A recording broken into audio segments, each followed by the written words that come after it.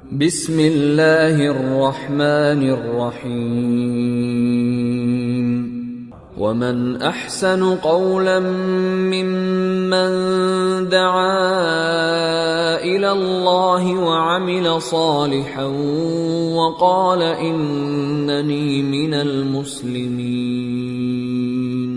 അല്ലാഹുവിങ്കലേക്ക് ക്ഷണിക്കുകയും സൽക്കർമ്മം പ്രവർത്തിക്കുകയും തീർച്ചയായും ഞാൻ മുസ്ലിങ്ങളുടെ കൂട്ടത്തിലാകുന്നു എന്നു പറയുകയും ചെയ്തവനേക്കാൾ വിശിഷ്ടമായ വാക്ക് പറയുന്ന മറ്റാരുണ്ട്?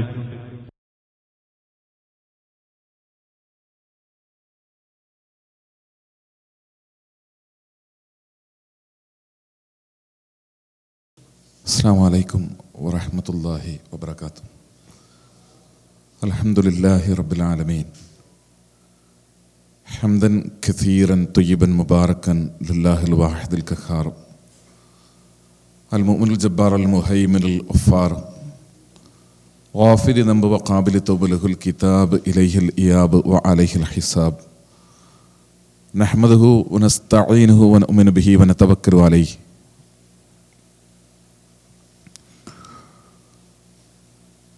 من يهده الله فلا مضل له ومن يضلل فلا هادي له وأشهد أن لا إله إلا الله وحده لا شريك له وأشهد أن محمدا عبده ورسوله أرسله بالهدى ودين الحق ليظهره على الدين كله ولو كره المشركون.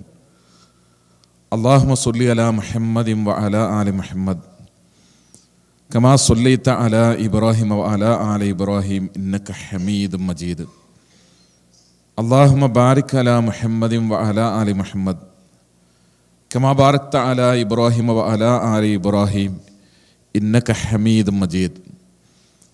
أما بعد فإن خير الكلام كلام الله وخير الهدي هدي محمد صلى الله عليه وسلم وشر الأمور محدثاتها وكل محدثة بدعة وكل بدعة ضلالة. يا أيها الناس أوصيكم وإياي بتقوى الله. أعوذ بالله السميع العليم من الشيطان الرجيم. يا أيها الذين آمنوا اتقوا الله حق تقاته ولا تموتن إلا وأنتم مسلمون. بسم الله الرحمن الرحيم. يا أيها الناس قد جاءتكم موعظة من ربكم وشفاء لما في الصدور وهدى ورحمة للمؤمنين.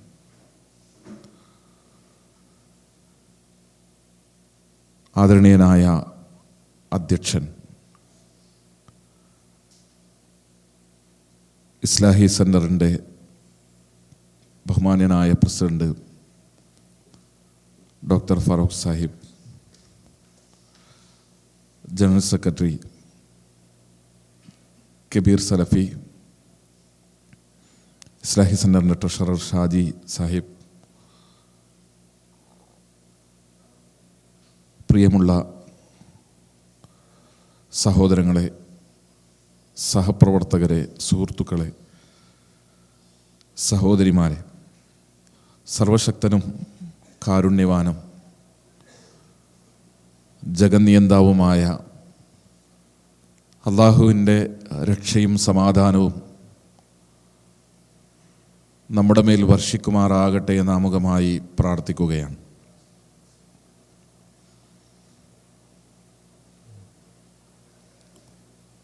കേരള നദ്വത്തുൽ മുജാഹിദീൻ അതിൻ്റെ പ്രബോധന പ്രവർത്തനങ്ങളുടെ തുടർച്ചയായി കേരളത്തിൽ സംഘടിപ്പിച്ചുകൊണ്ടിരിക്കുന്ന ക്യാമ്പയിനിൻ്റെ തലവാചകമാണ് നമ്മളിന്ന് ഈ പ്രഭാഷണത്തിന് വേണ്ടി തിരഞ്ഞെടുത്തിട്ടുള്ളത്. ഇസ്ലാം സമാധാനത്തിനാണ് എന്ന തലക്കെട്ട് മുസ്ലിം സമുദായം പതിനായിരക്കണക്കിന് വേദികളിലൂടെ കേരളത്തിൽ, ഇന്ത്യയിൽ, ലോകത്തെമ്പാടും ആവർത്തിച്ച് മാലോകരോട് മുഴുവൻ വിളിച്ചു പറഞ്ഞുകൊണ്ടിരിക്കുന്ന ഒരു കാര്യമാണ്. ലോകത്തുള്ള ഒരുപാട് മതങ്ങളുടെ കൂട്ടത്തിൽ ഇസ്ലാം എന്ന് പറയുന്ന മതം സമാധാനത്തെയാണ് പ്രതിനിധാനം ചെയ്യുന്നത്. ശാന്തിയാണ് ഇസ്ലാം ലക്ഷ്യം വെക്കുന്നത്. അക്രമത്തിൻ്റെയോ കലാപത്തിൻ്റെയോ സംഘർഷങ്ങളുടെയോ ആയുധങ്ങളുടെയോ ഏറ്റുമുട്ടലുകളുടെയോ സന്ദേശമല്ല ഇസ്ലാം എന്നിങ്ങനെ നിരന്തരം ലോകത്തോട് ആവർത്തിച്ചാവർത്തിച്ച് പറയേണ്ടി വരുന്ന ചരിത്രപരമായ ഒരു ദുര്യോഗം മുസ്ലിം സമുദായത്തെ സംബന്ധിച്ചിടത്തോളമുണ്ട്. ഇസ്ലാമല്ലാത്ത ലോകത്ത് നിലനിൽക്കുന്ന ഒരു മതത്തിൻ്റെ വക്താക്കൾക്കും അതാത് മതത്തിൻ്റെ പണ്ഡിതന്മാർക്കോ പ്രതിനിധികൾക്കോ ഞങ്ങളുടെ മതം ഒരിക്കലും കലാപമല്ല, സംഘർഷമല്ല, ഞങ്ങളുടെ മതം സമാധാനമാണ് എന്ന് പറയേണ്ടുന്ന സാഹചര്യം ലോകത്ത് നിലനിൽക്കുന്നില്ല. ഇവിടെ എന്താണ് ഒരുപാട് മതങ്ങളുള്ള ഒരു ലോകത്ത് ഇസ്ലാമിന് മാത്രം, മുസ്ലിം സമുദായത്തിന് മാത്രം ഞങ്ങളുടെ മതം സമാധാനമാണ് എന്ന് പറയേണ്ടി വരുന്നത് എന്തുകൊണ്ടാണ്? ലോകത്ത് മതത്തിൻ്റെ പേരിൽ സംഘർഷങ്ങൾ ഉണ്ടാകുന്നു, കലാപങ്ങൾ ഉണ്ടാകുന്നു. മതത്തിൻ്റെ ലേബിളിൽ ആയുധമെടുക്കുന്നവരും അക്രമം നടത്തുന്നവരും ഉണ്ടാകുന്നു എന്നതെല്ലാം സത്യമാണ്. പക്ഷെ കാലാകാലങ്ങളിൽ ലോകത്ത് മതത്തിൻ്റെ കുപ്പായമിട്ടുകൊണ്ട് ആയുധമെടുത്ത് ചരിത്രത്തിൽ കടന്നു വന്നവർ മുസ്ലിം നാമധാരികൾ മാത്രമായിരുന്നുവോ? ഇസ്ലാമിക വൃത്തത്തിന് പുറത്തു നിൽക്കുന്ന മറ്റൊരു മതത്തിൻ്റെ പേരിലും ലോകത്ത് കലാപങ്ങൾ ഉണ്ടായിട്ടില്ലേ?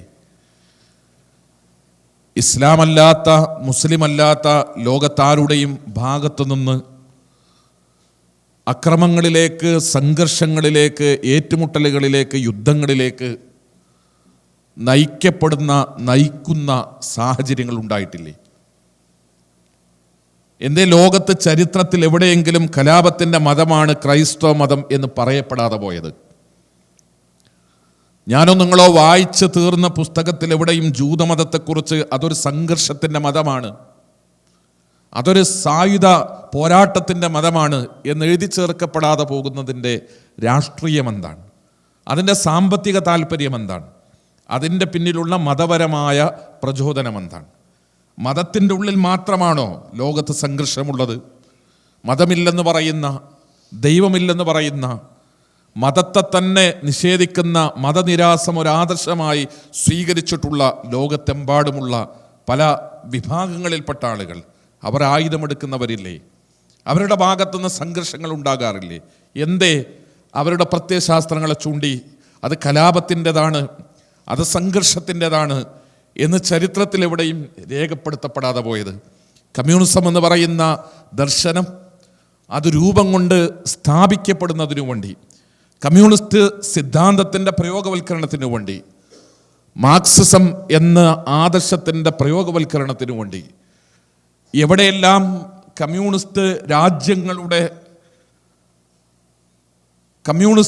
രാജ്യങ്ങൾ ഉണ്ടാക്കുന്നതിനു വേണ്ടിയുള്ള പരിശ്രമങ്ങൾ ഉണ്ടായോ അവിടങ്ങളിലെല്ലാം പതിനായിരക്കണക്കിന്, ലക്ഷക്കണക്കിന് സ്വന്തം നാട്ടിലെ പൗരന്മാരെ ക്രൂരമായി കൊലപ്പെടുത്തുന്ന സാഹചര്യങ്ങൾ ലോകത്തുണ്ടായി. പക്ഷേ അവിടെ അതിനെ കമ്മ്യൂണിസ്റ്റ് തീവ്രവാദമെന്ന്, കമ്മ്യൂണിസ്റ്റ് ഭീകരവാദമെന്ന് ആരും പറഞ്ഞില്ല. നമ്മുടെ രാജ്യത്ത് മലയാളികളായ 4 മുസ്ലിം ചെറുപ്പക്കാർ അവർ കാശ്മീർ വഴി പാകിസ്ഥാനിൽ പോയത്രേ. പാകിസ്ഥാനിൽ നിന്ന് അവർ തീവ്രവാദം പഠിച്ചുവെന്നും സായുധ പരിശീലനം നേടിയെന്നും അവർ തിരിച്ചു വരുമ്പോൾ സൈന്യവുമായി ഏറ്റുമുട്ടിയെന്നുമുള്ള വിവാദങ്ങൾ വർഷങ്ങൾക്ക് മുമ്പ് കേരളത്തിലുണ്ടായി. കേരളത്തിലെ അന്നത്തെ മുഖ്യമന്ത്രി, കേരളത്തിലെ പ്രഗത്ഭനായ കമ്മ്യൂണിസ്റ്റ് നേതാവ്, അദ്ദേഹം പറഞ്ഞു, മതം പഠിക്കുന്നത് കൊണ്ടാണ് ഇങ്ങനെ തീവ്രവാദം ഉണ്ടാകുന്നത്. മതമാണ് ലോകത്ത് ഭീകരവാദം കൊണ്ടുവന്നത്. അതാണോ ചരിത്രപരമായി സത്യം? അതാണോ? നമുക്കറിയാം, കേരളത്തിൽ, ഇന്ത്യയിൽ ഇന്ത്യ ഇന്ന് അനുഭവിക്കുന്ന ഏറ്റവും വലിയ പ്രശ്നം എന്താണ് എന്ന് ചോദിച്ചാൽ, ഇന്ത്യയുടെ ഔദ്യോഗികമായ അതിനുള്ള രാജ്യത്തിൻ്റെ ഉത്തരവാദപ്പെട്ട നേതാക്കളുടെ, ഭരണാധികാരികളുടെ അതിനുള്ള ഉത്തരം, ഇന്ത്യ ഇന്ന് അനുഭവിക്കുന്ന ഏറ്റവും വലിയ പ്രതിസന്ധി നക്സലുകളാണ് എന്നാണ്. നക്സലുകൾ എന്ന് പറയുന്നത് 2004 മുതലാണ് നമ്മൾ അങ്ങനെ ഒരു പേരിൽ ഒരു വിഭാഗത്തെ പരിചയപ്പെടുന്നത്. അതിനു മുമ്പ് നക്സലുകൾ ആരാണ്? ത്രിപുരയിൽ, ബംഗാളിൽ, കേരളത്തിൽ, നിലമ്പൂരിൽ, ഇടുക്കിയിൽ, മലമ്പ്രദേശങ്ങളിൽ, കാടുകളിലൊക്കെ ഉണ്ട് എന്നിടക്കിടക്ക് റിപ്പോർട്ട് വരുന്ന നക്സലുകൾ, സത്യത്തിൽ അവരാരാണ്? അവർ ചരിത്രത്തിൽ നക്സലുകളായി അറിയപ്പെടുന്നതിന് മുമ്പ് കമ്മ്യൂണിസ്റ്റുകളാണ്. തീവ്ര കമ്മ്യൂണിസത്തിൽ നിന്നാണ് നക്സലുകൾ. 2004 മുമ്പ് അവർ നക്സലുകളായിരുന്നു. 2004 ശേഷം അവർ മറ്റു പേരിലാണ് നമ്മുടെ സമൂഹത്തിൽ അറിയപ്പെട്ടത്. ആ നക്സലുകൾ എന്ന് പറയുന്നത് തീവ്ര കമ്മ്യൂണിസത്തിൻ്റെ വക്താക്കളാണ്. 1960കളിൽ നക്സലുകൾ കടന്നു വന്ന് പാവപ്പെട്ടവൻ്റെ പത്തായപ്പുരകളിൽ നിന്ന്, പണക്കാരൻ്റെ പത്തായപ്പുരകളിൽ നിന്ന് പാവപ്പെട്ടവൻ്റെ കുടിലുകളിലേക്ക് ധാന്യമണികൾ ഒഴുകട്ടെ എന്ന വിപ്ലവകരമായ മുദ്രാവാക്യം മുഴക്കിക്കൊണ്ട് കടന്നു വന്ന നക്സലുകൾ, ആ നക്സലുകൾ സായുധമായ മാർഗമാണ് അവരുടെ ആശയപ്രചരണത്തിനു വേണ്ടി സ്വീകരിച്ചത്. ഇപ്പോഴാണ് നമ്മൾ അവരെ മാവോവാദികൾ എന്ന് വിളിക്കുന്നത്. ഇന്നാണ് അവർ മാവോയിസ്റ്റുകൾ എന്നറിയപ്പെടുന്നത്. പട്ടാപ്പകൽ നട്ടുച്ചക്ക് നടുറോഡിൽ വെച്ച് ഒരു പോലീസുകാരനടക്കം 22 ആളുകളെ പേപ്പട്ടിയെ തല്ലിക്കൊള്ളുന്നത് പോലെ നട്ടുച്ചക്ക് തല്ലിക്കൊള്ളുന്നത് തീവ്രവാദവും ഭീകരവാദവുമാണെങ്കിൽ, ആ തീവ്രവാദവും ഭീകരവാദവും ഇന്ന് പരസ്യമായുള്ളത് മാവോവാദികളുടെ കൈകളിലാണ്. ആ മാവോവാദികൾ നക്സലുകളാണ്. ആ നക്സലുകൾ കമ്മ്യൂണിസ്റ്റുകളാണ്. കമ്മ്യൂണിസത്തിൽ നിന്നാണ്, മാർക്സിസത്തിൽ നിന്നാണ് അവർക്ക് തീവ്രവാദമുണ്ടായത്. മതത്തിൽ നിന്നാണ് തീവ്രവാദമുണ്ടായത്, ആത്മീയതയിൽ നിന്നാണ് ഭീകരവാദം ഉണ്ടാകുന്നത് എന്ന ചില ആളുകളുടെ കാഴ്ചപ്പാടുകൾ ചരിത്രപരമായി വലിയ അബദ്ധമാണ് എന്ന് സൂചിപ്പിക്കാനാണ് ഞാൻ ഇത്രയും പറഞ്ഞു വച്ചത്. മതത്തിന് പുറത്തും തീവ്രവാദങ്ങളുണ്ട്, ആത്മീയതയുടെ വൃത്തത്തിന് പുറത്തും കലാപകാരികളുണ്ട്, ഭീകരവാദികളുണ്ട്. മതത്തിൻ്റെ ഉള്ളിലും അതൊരു പ്രത്യേക മതത്തിൻ്റെ കുത്തകയായി നമുക്ക് കാണാൻ കഴിയില്ല. കാലാകാലങ്ങളിൽ ലോകത്ത് കലാപങ്ങൾക്ക് നേതൃത്വം നൽകിയ ആളുകൾ, അതെല്ലാ മതത്തിൻ്റെ വക്താക്കളും ഉണ്ടായിരുന്നു. ലോകത്ത് ജൂതൻ്റെ അവകാശവാദം സത്യമാണെങ്കിൽ 60 ലക്ഷം ജൂതന്മാരെ ഗ്യാസ് ചേംബറിലിട്ട് ചുട്ടുകൊന്നു എന്നാണ് ഹിറ്റ്ലറുടെ കാലഘട്ടത്തിൽ 60 ലക്ഷം ജൂതന്മാരെ ഗ്യാസ് ചേംബറിലിട്ട് ചുട്ടുകൊന്നുവെന്നാണ് അവകാശപ്പെടാറുള്ളത്. ചരിത്രപരമായി അതിലൊരു അബദ്ധമുണ്ട്. ലോകത്തിൻ്റെ ചരിത്രത്തിൽ എന്നെങ്കിലും ഒരു രാജ്യത്ത് കഴിഞ്ഞ കാലഘട്ടങ്ങളിൽ 60 ലക്ഷത്തോളം ജൂതന്മാർ ഒരു രാജ്യത്ത് ഒരുമിച്ച് താമസിച്ചിരുന്നുവോ എന്ന് ഇന്നലകളുടെ ചരിത്രത്തോട് ചോദിച്ചാൽ ഇല്ലെന്നാണ് ഉത്തരം. എന്നാൽ ഹിറ്റ്ലർ 60 ലക്ഷത്തോളം ജൂതന്മാരെ ഗ്യാസ് ചേംബറിലിട്ട് ചുട്ടുകൊന്നുവത്രേ. ആ എണ്ണത്തിൽ ഒരു പക്ഷേ വ്യത്യാസമുണ്ടായിരിക്കാം. എന്നാൽ ജൂതനെ ഹിറ്റ്ലർ ചുട്ടുകൊന്നു എന്ന് പറയുന്നത് ഒരു സത്യമാണ്. ഞാൻ ചോദിക്കട്ടെ, എന്തേ ഇന്നലെയുടെ ചരിത്രത്തിലേക്ക് തിരിഞ്ഞു നിന്നുകൊണ്ട് ചരിത്ര വിദ്യാർത്ഥികളോ സാമൂഹ്യ ശാസ്ത്രജ്ഞന്മാരോ രാഷ്ട്രതന്ത്രജ്ഞന്മാരോ ചോദിച്ചില്ല ഈ ഹിറ്റ്ലറുടെ മതം ഏതാണ്, ഹിറ്റ്ലർ ഏത് വിഭാഗത്തിൽപ്പെട്ടവനാണ്, എന്തേ അയാളുടെ മതത്തോട് ചേർത്തിയിട്ട് ഒരു തീവ്രവാദിയാണ് അദ്ദേഹം എന്ന് പറയാത്തത്? ഹിറ്റ്ലർ സത്യക്രിസ്ത്യാനിയാണ്, ഹിറ്റ്ലർ കത്തോലിക്കനാണ്, അദ്ദേഹം ഒരു ക്രൈസ്തവ തീവ്രവാദി എന്ന് 60 ലക്ഷം ജൂതന്മാരെ ഗ്യാസ് ചേംബറിലിട്ട് ചുട്ടുകൊല്ലുന്നതിന് നേതൃത്വം നൽകിയ ഒരു ഭരണാധികാരിയെ ഒരിക്കലും ചരിത്രം ഒരു ക്രൈസ്തവ തീവ്രവാദി എന്ന് ഒരബദ്ധത്തിൽ പോലും ഇന്നലകളുടെ ചരിത്രത്തിൽ അദ്ദേഹത്തെ വിളിച്ചിട്ടില്ല. അഥവാ ഏത് മതത്തിൻ്റെ വക്താക്കൾ കലാപങ്ങൾക്കും സംഘർഷങ്ങൾക്കും നേതൃത്വം നൽകിയാലും അവരുടെ മതത്തോട് ചേർത്ത് അതിനെ പറയാറില്ല. ഇന്ന് ഇസ്ലാമിക രാഷ്ട്രങ്ങളിൽ ആയുധങ്ങളുണ്ട് പോൽ മുസ്ലിം രാജ്യങ്ങളുടെ കയ്യിൽ ആണവായുധങ്ങളുണ്ട്, അവർക്ക് ആണവോർജമുണ്ട്, അവർക്ക് ആണവ ശക്തിയുണ്ട്. അതിൻ്റെ പേരിൽ കുറ്റപ്പെടുത്തപ്പെടുന്ന, അതിൻ്റെ പേരിൽ തെമ്മാടി രാഷ്ട്രങ്ങളുടെ പട്ടികയിലേക്ക് എഴുതി ചേർക്കണമെന്ന് ആളുകൾക്ക് അഭിപ്രായമുള്ള ലോകത്തറിയപ്പെടുന്ന മുസ്ലിം രാജ്യങ്ങൾ. ഞാൻ ചോദിക്കട്ടെ, ആണവായുധം എന്ന് പറയുന്നത് ലോകത്തിൻ്റെ സമാധാനത്തിന് വലിയ ഭീഷണിയാണ് എന്ന കാര്യത്തിൽ നമുക്കാർക്കും തർക്കമില്ല. ലോകത്താർക്കെങ്കിലും അതിൽ അഭിപ്രായ വ്യത്യാസം ഉണ്ടായിക്കൊള്ളണമെന്നില്ല. പക്ഷേ ഈ ആണവായുധം എന്ന് പറയുന്നത്, അങ്ങനെ ഒരു ആയുധം ലോകത്ത് കടന്നു വന്നുവെങ്കിൽ ആരാണ് ആറ്റം ബോംബ് കണ്ടുപിടിച്ചത്? ആറ്റത്തെ വിഘടിപ്പിക്കാനും സംയോജിപ്പിക്കാനും കഴിയുമെന്നും ആ സന്ദർഭത്തിൽ അതിൽ നിന്ന് ഊർജം ഉൽപ്പാദിപ്പിക്കാമെന്നും അങ്ങനെ ഉൽപ്പാദിപ്പിക്കപ്പെടുന്ന ഊർജത്തെ ഒരായുധമാക്കി മാറ്റാമെന്നും ആ ആയുധം ലോകത്തെ തന്നെ സെക്കൻഡുകളെ കൊണ്ട് നശിപ്പിക്കാൻ കഴിവുള്ള ആറ്റം ബോംബാണ് എന്ന് പറഞ്ഞ് അങ്ങനെ ഒരു ആയുധം ലോകത്ത് കണ്ടുപിടിച്ചത് ആരാണ് എന്ന ചോദ്യത്തിന് ചരിത്രം നമുക്ക് നൽകുന്ന ഒരു ഉത്തരമുണ്ട്. ആ ഉത്തരം വളരെ പ്രഗത്ഭനായ ഒരു ശാസ്ത്രജ്ഞൻ്റെതാണ്. ഞാനിവിടെ പറയാൻ ആഗ്രഹിക്കുന്നത്, ഇന്നേ വരെ ലോകത്താരും ചോദിച്ചില്ല ആറ്റം ബോംബ് കണ്ടുപിടിച്ചവന്റെ മതം ഏതാണ് എന്ന്, ആറ്റം ബോംബ് കണ്ടുപിടിച്ചവന്റെ ജാതി ഏതാണ്, ആറ്റം ബോംബ് കണ്ടുപിടിച്ചവന്റെ ആത്മീയ ആദർശം എന്താണ് എന്ന് ലോകത്ത് ഇന്നേ വരെ ആരും ചോദിച്ചില്ല. ഗ്യാസ് ചേംബറിലിട്ട് ജൂതന്മാരെ ചുട്ടുകൊല്ലുമ്പോൾ അതിൽ നിന്ന് രക്ഷപ്പെടുന്നതിനു വേണ്ടി, അതിൽ നിന്ന് ആ ഗ്യാസ് ചേംബറിലിട്ട് ജൂതനെ ചുട്ടുകൊല്ലുന്ന പ്രവണത ഉണ്ടാകുമ്പോൾ അതിൽ നിന്ന് രക്ഷപ്പെടുന്നതിനു വേണ്ടി ഒളിച്ചോടിയ ഒരു ജൂത ശാസ്ത്രജ്ഞൻ, അദ്ദേഹത്തിൻ്റെ തലച്ചോറിൽ നിന്നാണ് ആറ്റം ബോംബ് ഉണ്ടാകുന്നത്. രണ്ടാം ലോക മഹായുദ്ധം നടക്കുമ്പോൾ, രണ്ടാം ലോക മഹായുദ്ധങ്ങൾ പെട്ടെന്ന് അവസാനിക്കുന്നതിനു വേണ്ടി ജപ്പാനിൻ്റെ നഗരങ്ങളിൽ ഹിരോഷിമയിൽ നാഗസാക്കിയിൽ ആറ്റം ബോംബ് വർഷിക്കണമെന്ന് ആരാണ് അന്നത്തെ അമേരിക്കൻ പ്രസിഡന്റ് റൂസ്വെൽറ്റിൻ്റെ കാതിൽ സ്വകാര്യം പറഞ്ഞത് എന്ന് ചരിത്രത്തോട് ചോദിച്ചാൽ അവിടെയും നമുക്ക് കിട്ടുന്ന ഉത്തരം ഇതേ ശാസ്ത്രജ്ഞൻ്റേത് തന്നെയാണ്. അഥവാ ആറ്റം ബോംബ് ഉണ്ടാക്കുകയും ആറ്റം ബോംബ് എന്ന് പറയുന്ന ആയുധം ലോകത്ത് പ്രയോഗിക്കണമെന്ന്, ജപ്പാനിൽ പ്രയോഗിക്കണമെന്ന് അന്നത്തെ ഭരണാധികാരികളുടെ മുമ്പിൽ നിർദ്ദേശം വെക്കുകയും ചെയ്ത ജൂതനായ ശാസ്ത്രജ്ഞൻ, അദ്ദേഹത്തിന് താടി ഉണ്ടായിരുന്നു. എന്നിട്ടും അദ്ദേഹത്തെ ആരും തീവ്രവാദി എന്ന് വിളിച്ചില്ല. അദ്ദേഹത്തെ പറ്റി ഒരു ജൂത ഭീകരവാദി എന്ന് ലോകത്തിൻ്റെ ചരിത്രത്തിലെവിടെയും എഴുതി രേഖപ്പെടുത്തപ്പെട്ടിട്ടില്ല. ഞാനിവിടെ പറയാൻ ആഗ്രഹിക്കുന്നത്, ഭീകരവാദത്തെപ്പറ്റി പറയുന്നിടത്ത്, തീവ്രവാദത്തെക്കുറിച്ച് പറയുന്നിടത്ത്, കലാപങ്ങളെക്കുറിച്ചും സംഘർഷങ്ങളെക്കുറിച്ചും ഒക്കെ പറയുന്നിടത്ത് ലോകത്ത് കാലാകാലങ്ങളിലായി നിലനിൽക്കുന്ന ഒരു ഡബിൾ സ്റ്റാൻഡുണ്ട്, ഇരട്ട നിലപാടുണ്ട്. ആ ഇരട്ട നിലപാടെന്ന് പറയുന്നത് ഇസ്ലാം എന്ന് പറയുന്ന മതത്തിൻ്റെ ലേബിളിലാണ് ലോകത്ത് അങ്ങനെയുള്ള എന്തെങ്കിലും പ്രവണതകൾ പ്രത്യക്ഷപ്പെടുന്നതെങ്കിൽ, ഇസ്ലാം എന്ന് പറയുന്ന മതത്തോട്, പരിശുദ്ധ ഖുർആനിനോട്, ഇസ്ലാമിക ആദർശങ്ങളോട്, ഇസ്ലാമിൻ്റെ പ്രവാചകനോട് ആ സംഭവങ്ങളെ ചേർത്തി പറഞ്ഞ് ഇസ്ലാമാണ്, ഇസ്ലാമിൽ നിന്നാണ് കലാപമുണ്ടാകുന്നത്, സംഘർഷമുണ്ടാക്കുന്നത് എന്ന് വരുത്തി തീർക്കുക എന്നാണ്. എന്നാൽ ഇസ്ലാമിക വൃത്തത്തിൻ്റെ പുറത്തുനിന്ന് ലോകത്ത് ഇവിടെ നിന്ന് ഇത്തരത്തിലുള്ള പ്രവണതകൾ ഉണ്ടായാലും അതിനെതിരെ ഒരു കറുത്ത കണ്ണട ഉപയോഗിച്ചുകൊണ്ട് ഞാനത് കണ്ടില്ല, ഞങ്ങൾ ആരും അങ്ങനെ മനസ്സിലാക്കിയിട്ടില്ല എന്നൊരു ഇരട്ട നിലപാട്, അത് മാധ്യമങ്ങളായിരുന്നാലും ബുദ്ധിജീവികളായിരുന്നാലും എഴുത്തുകാരായിരുന്നാലും ലോകരാഷ്ട്രങ്ങളായിരുന്നാലും രാഷ്ട്രങ്ങളുടെ നേതാക്കന്മാരായിരുന്നാലും അത്തരത്തിലുള്ളൊരു പ്രവണത നമുക്ക് ലോകത്ത് കാണാൻ കഴിയുന്നു. സഹോദരങ്ങളെ, ഇസ്ലാമിനൊരിക്കലും ഭീകരത അത് പ്രയോഗവൽക്കരിക്കാൻ കഴിയില്ല. തീവ്രവാദം പറഞ്ഞു പഠിപ്പിച്ചിട്ട് പോലും നിരന്തരമായ പരിശീലനം നൽകിയിട്ട് പോലും ഒരു മുസ്ലിമിനെ ഭീകരവാദിയാക്കാൻ, ഒരു മുസ്ലിമിനെ തീവ്രവാദിയാക്കാൻ ഇസ്ലാമിന് കഴിയില്ല.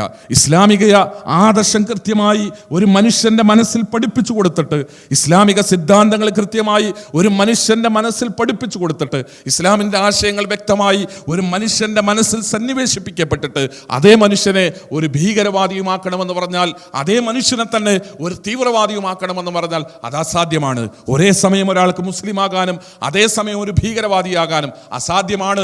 അതൊരിക്കലും സാധ്യമല്ല. ഒരു മനുഷ്യനെ കൊണ്ട് അത് കഴിയില്ല എന്നാണ് ഞാൻ സൂചിപ്പിക്കുന്നത്. ഒരാൾക്ക് ഇസ്ലാമികമായ അടിസ്ഥാന ആശയങ്ങളെക്കുറിച്ച് വ്യക്തമായ ഒരു ധാരണ ഒരു മനുഷ്യൻ്റെ മനസ്സിൻ്റെ ഉള്ളിൽ രൂഢമൂലമായി കഴിഞ്ഞാൽ അയാൾക്ക് ലോകത്തോട് കാണിക്കാൻ കഴിയുന്ന ഒരേ ഒരു മനോഭാവമുണ്ട്. കാരുണ്യത്തിൻ്റെ, കനിവിൻ്റെ, അലിവിൻ്റെ, സ്നേഹത്തിൻ്റെ, ഇഷ്ടത്തിൻ്റെ, സഹാനുഭൂതിയുടെ, സൗഹാർദ്ദത്തിൻ്റെ, സമാധാനത്തിൻ്റെ, ശാന്തിയുടെ ഒരു പ്രകൃതം. അതിൻ്റെ പേരിൽ തന്നെ ഇസ്ലാം ആ ഒരു ആശയത്തെ ഉൾക്കൊണ്ടുകൊണ്ടാണ് ലോകത്ത് നിലനിൽക്കുന്നത്. സമാധാനമാണ് ഇസ്ലാം എന്ന് പറയുമ്പോൾ നാം അത് അറബിയിൽ പറഞ്ഞാൽ സമാധാനമാണ് എന്ന് പറയേണ്ടി വരും. ഇസ്ലാം എന്ന് പറയുന്നത് തന്നെ, ആ പദം തന്നെ സമാധാനമാണ്. ഇസ്ലാം എന്ന് പറയുന്ന പദം തന്നെ സമർപ്പണമാണ്. സമാധാനമാണ് അടിസ്ഥാനപരമായി ഇസ്ലാം ലോകത്ത് ലക്ഷ്യം വെക്കുന്നത്. അതതിൻ്റെ വാക്കുകളിലൂടെയല്ല, അതതിൻ്റെ കേവലമായ വാചക പ്രയോഗങ്ങളിലൂടെയല്ല. ഇസ്ലാം സമാധാനം ലോകത്തിൻ്റെ മുമ്പിൽ, ലോകത്ത് മനുഷ്യർക്കിടയിൽ നടപ്പിലാക്കുന്നത് മനുഷ്യരുടെ മനസ്സിൻ്റെ അകത്തളങ്ങളിലേക്ക് ഇസ്ലാം കടത്തിവിടുന്ന ആദർശങ്ങളുടെ സ്വാധീനം കൊണ്ടാണ്. ഒരു ജൂതനെ കാണുമ്പോൾ ശത്രുത കാണിക്കുന്ന, വിരോധം കാണിക്കുന്ന, എതിർപ്പ് കാണിക്കുന്ന, തന്നെ നശിപ്പിക്കാൻ ആഗ്രഹിക്കുന്ന ഒരു ജൂതൻ, അദ്ദേഹം മനുഷ്യനാണ് എന്ന് കരുതി അദ്ദേഹത്തിൻ്റെ മൃതദേഹത്തോട് പോലും ആദരവ് കാണിച്ചെഴുന്നേറ്റ് നിൽക്കാൻ മാത്രമുള്ള മാനസിക വിശാലത ഒരു മനുഷ്യൻ്റെ മനസ്സിൻ്റെ അകത്തേക്ക് സന്നിവേശിപ്പിക്കുന്ന ഒരാദർശത്തെയാണ് ഇസ്ലാം ലോകത്ത് പ്രതിനിധാനം ചെയ്യുന്നത്. തന്നെ ഉപദ്രവിക്കുന്നവരും തന്നെ പീഡിപ്പിക്കുന്നവരും തങ്ങൾ ആക്രമിക്കുന്നവരും അതേത് രൂപത്തിലുള്ള കൊടിയ ക്രൂരമായ അക്രമങ്ങൾക്ക് അവർ നേതൃത്വം നൽകിയാലും അവരോടെല്ലാം മാപ്പ് നൽകാൻ കഴിയുന്ന, അവരോടെല്ലാം വിട്ടുവീഴ്ച നൽകാൻ കഴിയുന്ന വിശാല മനസ്സ് ഒരു മനുഷ്യൻ്റെ ശരീരത്തിനകത്ത് ഉണ്ടാക്കിയെടുക്കാൻ കഴിയുന്ന ഒരു ആദർശമാണ് ഇസ്ലാം ലോകത്തിന് സമ്മാനിച്ചത്. അതല്ലെങ്കിൽ ഒരിക്കലും ചരിത്രത്തിന്റെ ഇന്നലകളിൽ മഹാകുറ്റവാളികളായ, ചരിത്രത്തിലെ തുല്യതയില്ലാത്ത ക്രൂരതകൾക്ക് നേതൃത്വം നൽകിയ പല ആളുകൾക്കും മാപ്പ് ലഭിക്കുമായിരുന്നില്ല. നിങ്ങൾക്കറിയില്ലേ, നമുക്ക് കഴിയുമോ, മനുഷ്യർക്ക് കഴിയുമോ? ലോകത്ത് മനുഷ്യരായ മുഴുവൻ ആളുകളും ചിന്തിച്ചു നോക്കട്ടെ.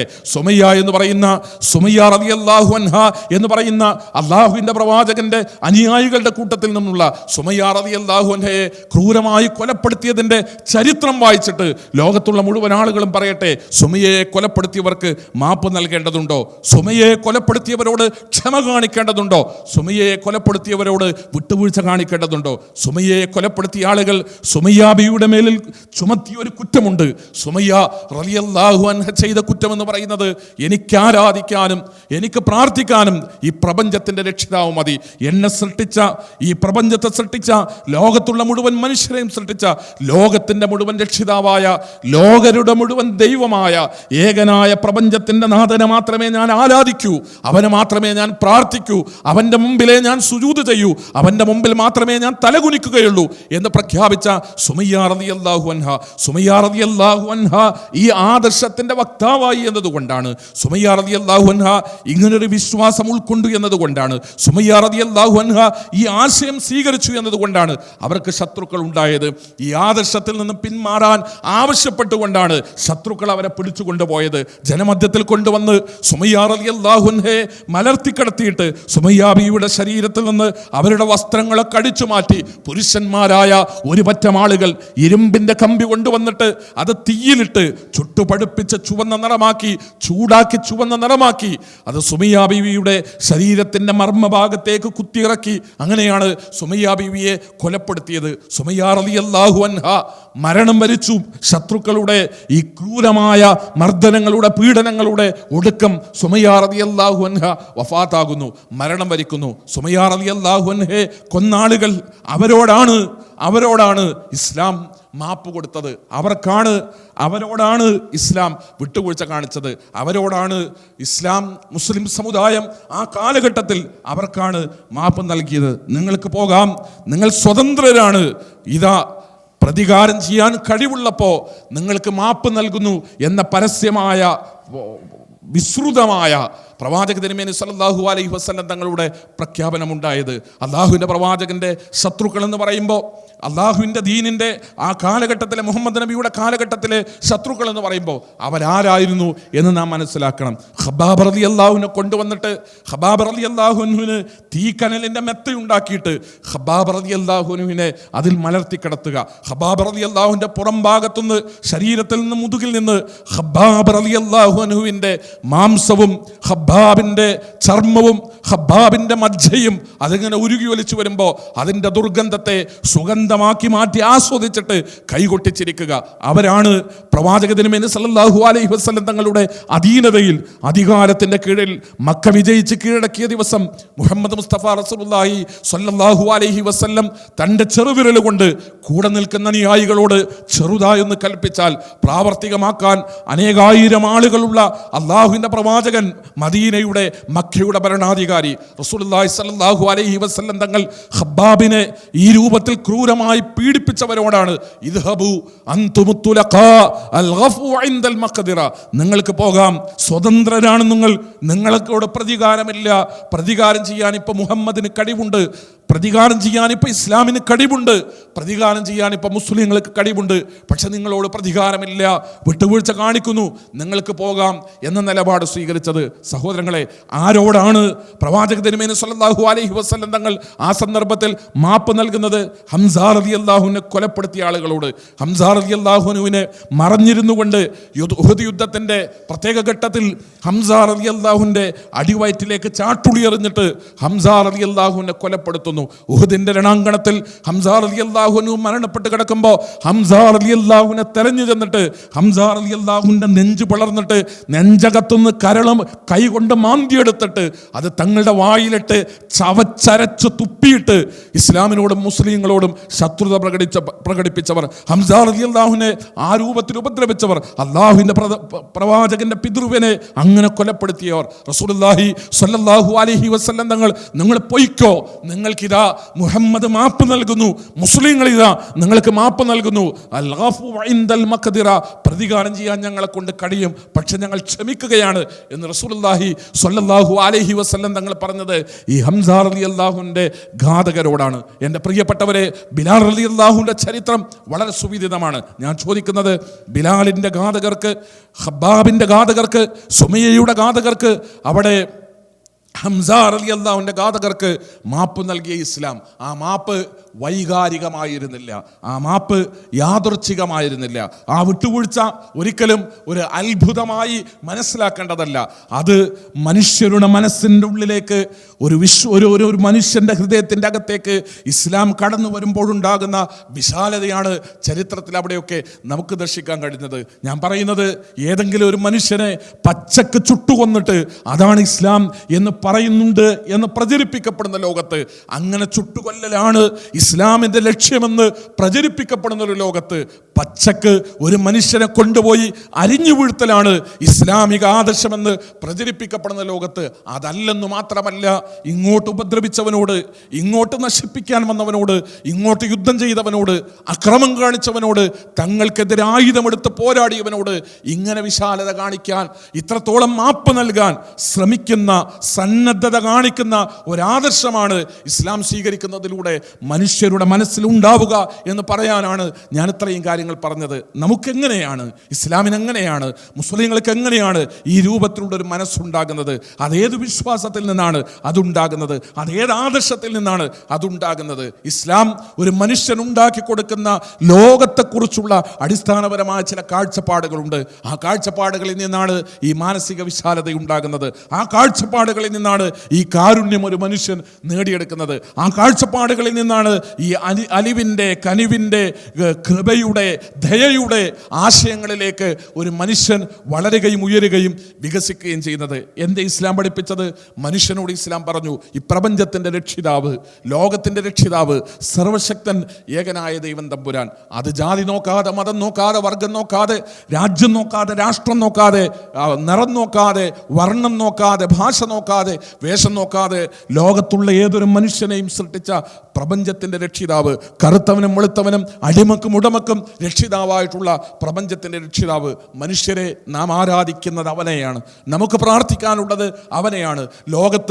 ലോകത്തെവിടെ ജീവിക്കുന്ന അമ്മ പ്രസവിച്ച മനുഷ്യരും ഒരമ്മ പെറ്റ മക്കളെപ്പോലെ, ഒരുമ്മ പെറ്റ മക്കളെപ്പോലെ ആദരിക്കപ്പെടേണ്ടവരും സ്നേഹിക്കപ്പെടേണ്ടവരും ബഹുമാനിക്കപ്പെടേണ്ടവരുമാണ് എന്ന ഉന്നതമായ ഒരാശയം, പ്രപഞ്ചത്തിൻ്റെ രക്ഷിതാവാണ് നമ്മുടെ ദൈവം തമ്പുരാൻ എന്ന ആശയം മനുഷ്യരെ പഠിപ്പിക്കുന്നതിലൂടെ പ്രാവർത്തികമാക്കപ്പെടുകയാണ്. അവനവൻ്റെ ജാതി ദൈവത്തിൻ്റെ, വർഗദൈവത്തിൻ്റെ, കുലദൈവത്തിൻ്റെ, പാരമ്പര്യ ദൈവത്തിൻ്റെ, അവനവൻ്റെ രാജ്യത്തിൻ്റെ ദൈവത്തിൻ്റെ, അവനവൻ്റെ കാലഘട്ടത്തിൻ്റെ ദൈവത്തിൻ്റെ, അതാത് മതങ്ങളുടെയൊക്കെ വേലിക്കെട്ടുകൾക്കുള്ളിൽ നിന്നുകൊണ്ട് അതിൻ്റെ പുറത്ത് നിൽക്കുന്നവരൊക്കെ തങ്ങളുടെ ശത്രുക്കളാണ്, തങ്ങളുടെ എതിരാളികളാണ്, തങ്ങൾക്ക് നശിപ്പിക്കാനുള്ളവരാണ് എന്ന് ചിന്തിക്കുന്ന മനുഷ്യരുടെ ലോകത്തോട് അല്ല, ലോകത്ത് ഇവിടെ ജീവിക്കുന്നവനും ഏത് മതത്തിൻ്റെ വക്താക്കളായി ലോകത്ത് പ്രത്യക്ഷപ്പെടുന്നവരും, ഏത് ജാതിക്കുള്ളിൽ പറന്നു വീഴുന്നവരും, ഏത് രാഷ്ട്രത്തിൻ്റെ അതിർവരമ്പുകൾക്കുള്ളിൽ ജനിച്ചു വീഴുന്നവരും, ഏത് രാജ്യത്തിൻ്റെ മതിൽക്കെട്ടുകൾക്കുള്ളിൽ പറന്നു വീഴുന്നവരും മനുഷ്യർ എന്ന നിലയ്ക്ക് ഏകനായ സർവശക്തനായ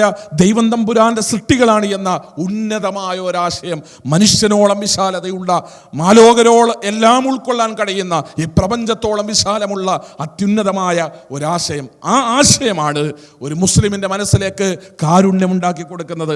ആ ആശയമാണ് ഒരു മനുഷ്യൻ്റെ മനസ്സിലേക്ക് യഥാർത്ഥ രൂപത്തിലുള്ള മനുഷ്യർ മുഴുവൻ സ്നേഹിക്കപ്പെടേണ്ടവരും ആദരിക്കപ്പെടേണ്ടവരും ബഹുമാനിക്കപ്പെടേണ്ടവരുമാണ് എന്ന ചിന്ത ഉണ്ടാക്കി കൊടുക്കുന്നത്. അഥവാ ഒരാൾ ഇസ്ലാം സ്വീകരിക്കുന്നതോടുകൂടെ, ഒരാൾ മുസ്ലിം ആകുന്നതോടുകൂടെ, ഒരാൾ ഷഹാദത്ത് ചെല്ലുന്നതോടുകൂടെ തൻ്റെ മനസ്സിനകത്ത് കാലങ്ങളായി സൂക്ഷിക്കുന്ന ദൈവങ്ങളെ മുഴുവൻ വലിച്ച് പറിച്ചെറിഞ്ഞ് അവിടെ തനിക്കാരാധിക്കാനും പ്രാർത്ഥിക്കാനും ഈ പ്രപഞ്ചത്തിൻ്റെ രക്ഷിതാവ് മാത്രം മതി എന്ന അത്യുന്നതമായ ഒരേക സത്യത്തിലേക്ക് ഒരു മനുഷ്യൻ കടന്നു വരുന്നതോടുകൂടെ അതിലൂടെയാണ് ഒരാളുടെ മനസ്സിൽ കാരുണ്യമുണ്ടാകുന്നത്, അതിൽ നിന്നാണ് അനുകമ്പയുണ്ടാകുന്നത്. അഥവാ എൻ്റെ ആദർശമുണ്ടെങ്കിലും എൻ്റെ ആദർശമില്ലെങ്കിലും, എൻ്റെ വിശ്വാസമാണെങ്കിലും എൻ്റെ വിശ്വാസം വിശ്വാസമല്ലെങ്കിലും, എൻ്റെ ജാതിയിൽപ്പെട്ടവനാണെങ്കിലും മറ്റൊരു ജാതിയിൽപ്പെട്ടവനാണെങ്കിലും, എൻ്റെ മതത്തിൻ്റെ ഉള്ളിലാണെങ്കിലും വേറെ മതത്തിൻ്റെ വക്താവാണെങ്കിലും, ഞാൻ പിറന്ന നാട്ടിലാണെങ്കിലും മറ്റൊരു ദേശത്ത് പിറന്നവനാണെങ്കിലും, ആരൊക്കെയാണെങ്കിലും മനുഷ്യരെല്ലാം ഏകനായ ഒരു ദൈവത്തിൻ്റെ,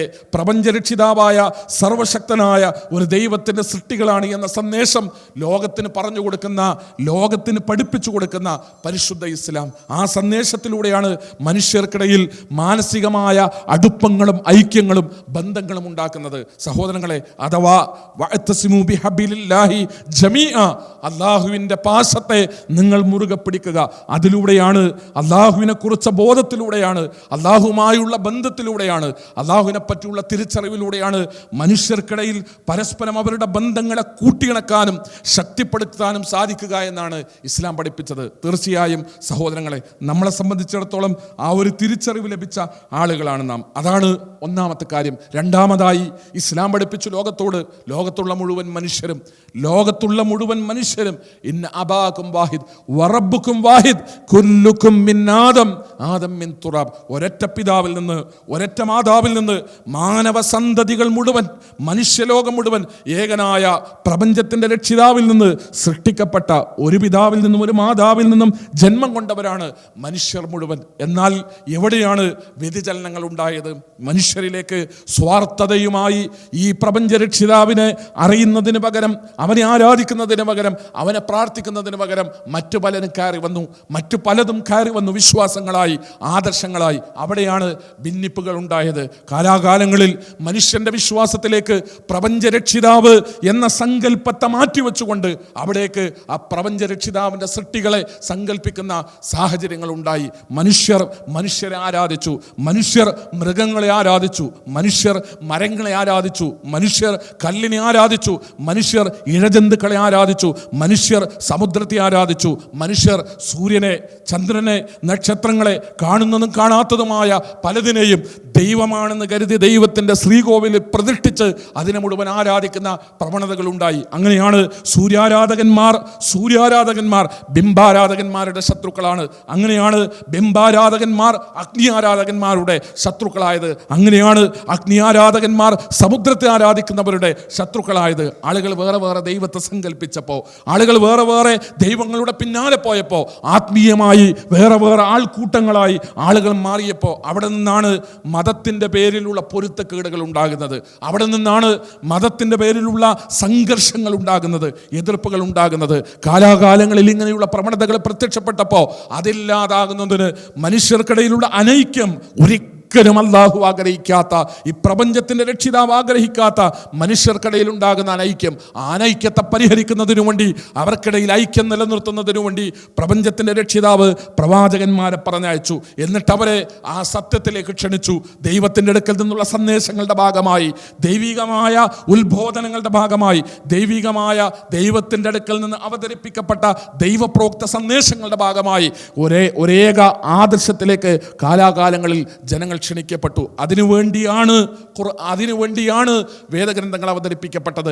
അതിനുവേണ്ടിയാണ് പ്രവാചകന്മാർ കടന്നു വന്നത്. ഞാൻ ഒന്നുകൂടെ പറയട്ടെ സഹോദരങ്ങളെ, സർവശക്തനായ ഏകനായ ദൈവത്തിലുള്ള വിശ്വാസം മനുഷ്യരെ ഐക്യപ്പെടുത്തുമെന്നതുപോലെ മനുഷ്യർക്കിടയിൽ എന്തെങ്കിലും വ്യത്യാസങ്ങൾ നിലനിൽക്കുന്നുവെങ്കിൽ അത് പറഞ്ഞു തീർക്കാനും വേണ്ടി കടന്നു വന്നതാണ് പരിശുദ്ധ ഖുർആൻ എന്ന് പറയുന്ന ഗ്രന്ഥം. പരിശുദ്ധ ഖുർആൻ എന്ന് പറയുന്ന ഗ്രന്ഥത്തിൻ്റെ അകത്തേക്ക് കടന്നു വരുന്നതിലൂടെ മാത്രമാണ് മാനവലോകത്ത് ഐക്യമുണ്ടാവുക.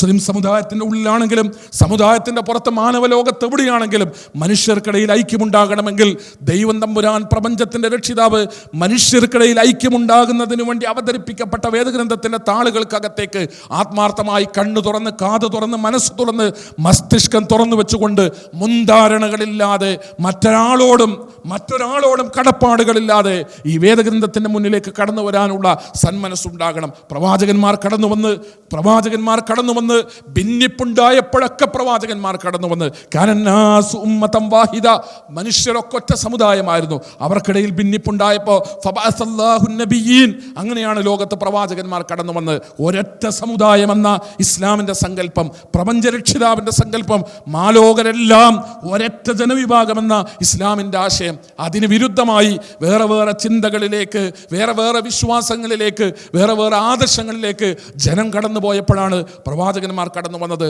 ആ ദൗത്യം ഏറ്റെടുത്തുകൊണ്ട് ലോകത്ത് ഐക്യത്തിന്റെ സന്ദേശവുമായി കടന്നു വന്ന അവസാനത്തെ പ്രവാചകൻ മുഹമ്മദ് മുസ്തഫ സല്ലല്ലാഹു അലൈഹി വസല്ലം തങ്ങൾ. മാനവ ലോകത്ത് നിലനിൽക്കുന്ന സകലമാന പ്രശ്നങ്ങളുടെയും പരിഹാരം ലോകത്തെ പഠിപ്പിക്കാനാണ് അന്ത്യപ്രവാചകൻ മുത്ത് മുഹമ്മദ് മുസ്തഫ സല്ലല്ലാഹു അലൈഹി വസല്ലം തങ്ങൾ ലോകത്ത് നിയുക്തനായത്.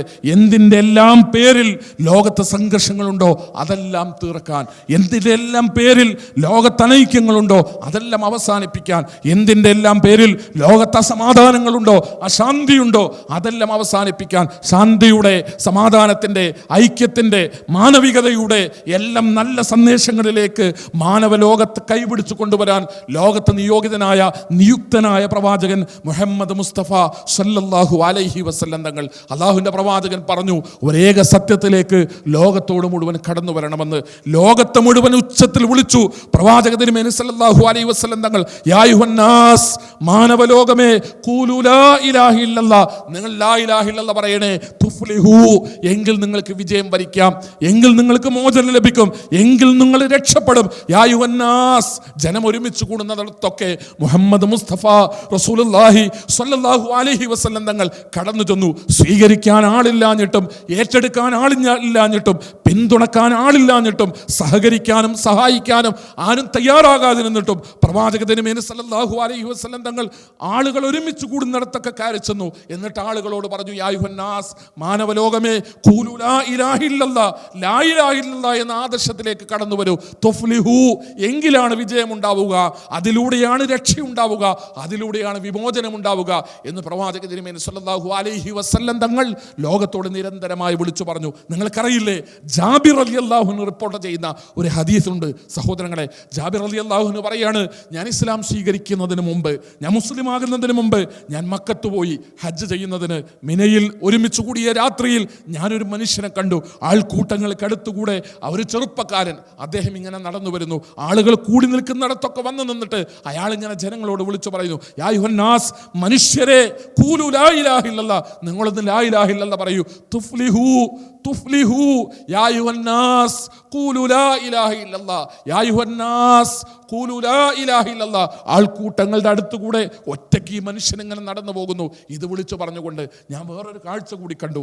ജാബിർ റളിയല്ലാഹു അൻഹു പറയാണ്, ഇത് വിളിച്ചു പറയുന്ന ഈ മനുഷ്യന്റെ പിന്നാലെ, ഈ ചെറുപ്പക്കാരൻ്റെ പിന്നാലെ വേറൊരാള് തൻ്റെ വലത് കയ്യിൽ മണൽ വാരിയെടുത്തിട്ട് ഇയാൾ ഇത് പറയുമ്പോഴൊക്കെ, യാ അയ്യുഹന്നാസ് ഖൂലു ലാ ഇലാഹ ഇല്ലല്ലാഹ് എന്ന് പറയുമ്പോഴൊക്കെ വലത് കയ്യിൽ വാരിയെടുത്ത മണല് പിന്നിൽ നിന്ന് ഇയാളുടെ നേരെ എറിഞ്ഞുകൊണ്ട്, ഇയാളെ ഉപദ്രവിച്ചുകൊണ്ട് പിന്നാലൊരു മനുഷ്യൻ. അദ്ദേഹം പറയുന്നത്, ഇദ്ദേഹത്തെ നിങ്ങൾ കേൾക്കല്ലേ, ഇവന് ചെവി കൊടുക്കല്ലേ, ഇവൻ പറയുന്നത് നിങ്ങൾ ഉൾക്കൊള്ളല്ലേ, ഇവന്റെ പിന്നാലെ പോകല്ലേ, ഇവൻ നമ്മുടെ പാരമ്പര്യ വിശ്വാസങ്ങൾക്കെല്ലാം എതിരാണ് എന്ന് പറഞ്ഞുകൊണ്ട്, അദ്ദേഹത്തിനെതിരെ പറഞ്ഞുകൊണ്ട് പിന്നാലൊരു മനുഷ്യൻ.